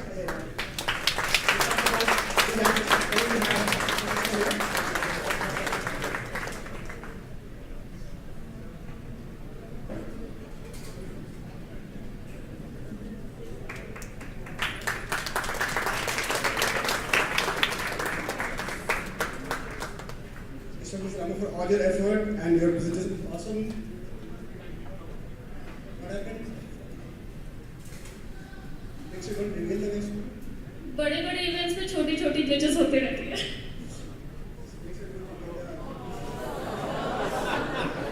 Oh, it's there. Okay, so we did not reveal. Thank you. Okay, so any idea who's going to be my first runner-up? See? Okay, so our first runner-up is Aditya and Anisa.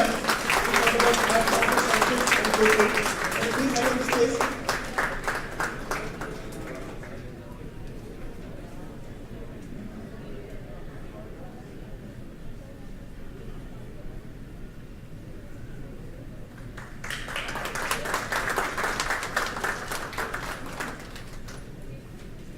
Thank you so much for all your efforts. Your presenter is also awesome. And now, I don't need to say who is the winner. It's very clear. But okay, now at the time, what's your name?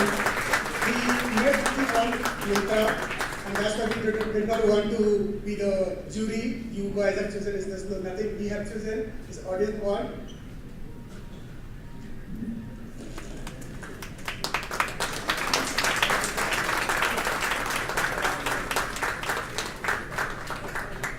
Because of you being being the winner, you are going one design mix t-shirts as well for you. Thank you so much. I would like you to, do you want to speak some word? Thank you so much for this opportunity, first of all. This is my actually recent project I did. And thank you so much. I want to thank Alok and even Shayak Sen and Arpit who helped me a lot in presenting this. They really helped, not only just not just applying for it, they helped me in further steps that like how they also helped me in how I can improve it, how I can present it, and also like there were some small mistakes like just gave me feedback about how you can improve this. So I'm very thankful about that. And thank you so much for everyone for giving me this opportunity. Congratulations. Thank you so much and congratulations. Okay, so now we have already the winners. So now we are anyway at the end of this event today. I want to talk about, you have already spent your half a day. What exactly is the learnings? I do have my learnings. I have spent today morning and evening. I am in Myntra for the last 1 year almost. I learned from Srinath, Mayur, and Gaurav as well from their business what all had happened. I did learn a lot of stuff. I want to know from all of you, what is one key takeaway from all of you?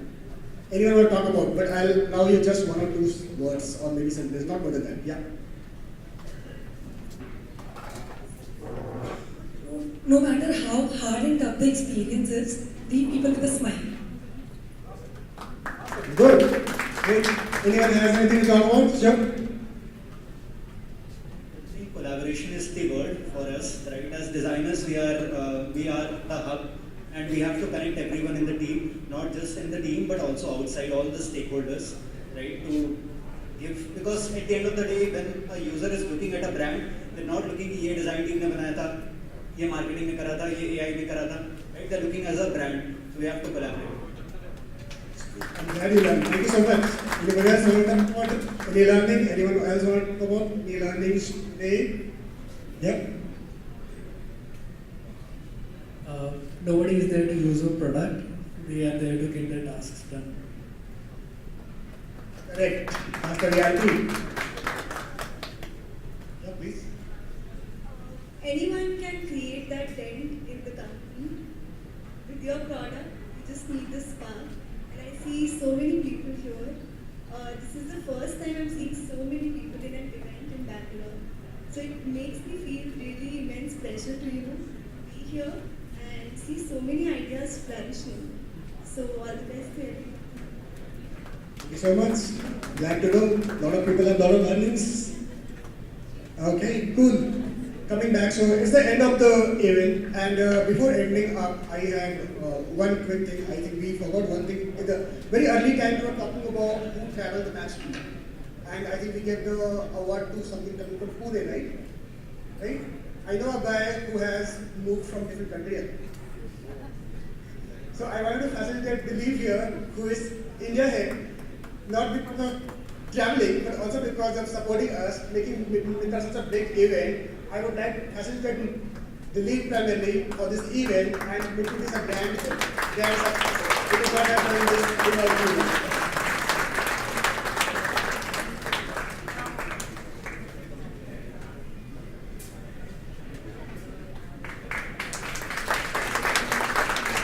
Thank you so much, Dilip. Thank you so much for coming. Thank you.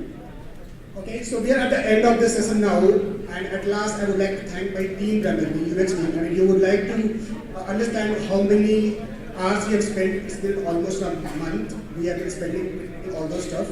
And all the stuff you see here, even I would like to highlight our cameraman. Where is he? Where is he? He's here. He's from UX team. He's one of my senior cameramen. Out of his curiosity, out of his energy, he wanted to shoot all this. I do have a cameraman, but he has another cameraman who has shooted all this stuff. We have team designed filters. You have seen a 3D VR thing that is done by Soham, right? Yes. Yes. Please can you come, Soham? Please come here. DP. In fact, and Priyanka as well, yes. So I'm talking about the people who are doing the work which is not UX directly. These are the people, this is UX team, but these are photographer, videographer and video editor as well. We have Soham who did work on the VR part after injuring his leg. Sorry, so sorry. I got confused with Biren and Soham, so sorry. So Biren worked on the VR part primarily, he made this possible. It's just very small stuff, right? Such a small stuff to make the experience awesome. You can scan and you can do some VR activity, nothing very fancy, nothing attached to business, nothing to that, it's just about the experience. The only goal was to make this design mix so awesome so that people do remember what we have done. Very minute stuff, very small stuff, all the effort around this, all the branding has been done by our team. Great work by Pranjal and Monisa. Monisa joined us 2 months back. Please do come on the stage. Please do come on the stage. Such a young designer has done such an awesome stuff. They have led this team, this complete part here. Akash is the one who did all the landing part. If you see this complete blending of design mix, what kind of stuff should be there. Akash and team have done. Pranjal, please do come here. Because he's also one who has been support TP primarily for videography part, and he has been very active. And I would like to call in fact everyone like Kaleem, Priya, Partha, Sudeep, please do come on the stage. I would like to call everyone from the events team who has been active. Rajiv, please, all the behind the scene people, Biren, people, look at the people over there. They are doing all the YouTube live stuff, sitting at the corner, who is not getting stage, but they are making a lot of effort for all of you. Although I don't know how many people are live, but the guys are sitting there making sure that nothing is wrong in the YouTube. Everything is perfectly fine. So I would like to thank everyone, congratulate everyone. This is a huge success. I know that nothing could happen that without the support from Sai. Please do come on the stage. Sai has given us a good support for UX team. We wanted to restart the DX primarily. It was done 3 years back. After COVID, it was never done. This is the first design mix in this office primarily. We wanted to restart and we could do it. I hope this is a big hit and we'll plan to do the next one, way better one for sure. And I'll try to accommodate more people. I know we got a lot of negative stuff around that. We did not allow a lot of people. But yeah, this is a space constraint I could not allow because we had around 1,400 registrations. And believe me, when we started this event, we had a plan of doing an event with 100 people. And believe me, in 1 hour of launch, we had 130 registrations. 1 hour. By the evening, we had 1,300 registrations in 1 day. We were at the stage that same day we could have announced house full. But still we waited for some time because it looked like, I don't know, people might feel that we are like bragging about. Same day announced, same day, how can we be house full? But the reality is that we were house full day 1. But we have been taking interest till yesterday. Till yesterday, I allowed few people who really wanted to come. But I had to say sorry to a lot of people because of course there's a lot of constraint around that. But thank you so much, all of you. Here's a hit. I'm so sorry. I missed completely the Friends of Figma team. So, and everyone from Friends of Figma team, please. Sorry. I missed the Friends of Figma team here. And this event is primarily in collaboration with Myntra Figma. And of course, Kishore has been a big pillar of Friends of Figma who made a lot of effort around how will Luma work, how will Fresno work, how will Cupcake work, come, and all the very small stuff. A lot of people have been working around. It's great work. Thank you so much, team. Thank you to make it awesome work. Thank you so much, guys. And with this, we are dispersing. I think we have a very great, now we have a heavy lunch for you. Let's have lunch and then we can start our meetups. And there's no particular rule. Just make sure that, of course, everyone will have a different opinion. Just find a better way to have a different opinion. Let's not have any conflict with anyone. And then I don't need to tell anything to anyone. All of you are very mature enough to understand how do we do meetups. I have already seen a small part during our tea break. So please go ahead. That's all we have to say. Thank you so much for coming. That's all we have. Thank you.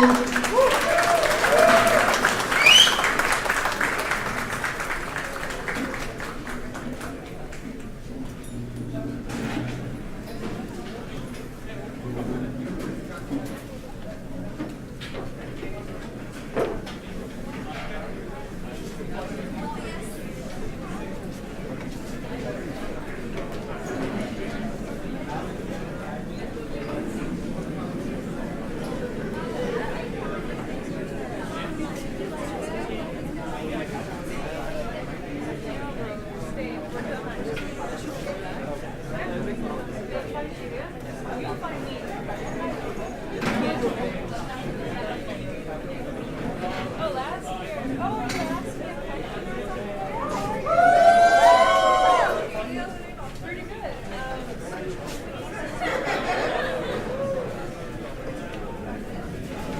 Nice looking for you. Have to wait a bit. I'm just going to go back, yeah?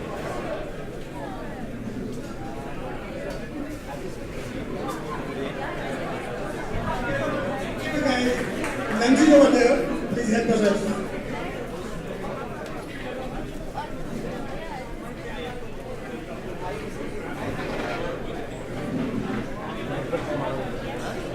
Someone's driving license in my hand, Charvi Mathur. If you have missed it, you can collect from me. It's with me. I see your driving license in my hand, Charvi Mathur. Looks like someone dropped it. Oh.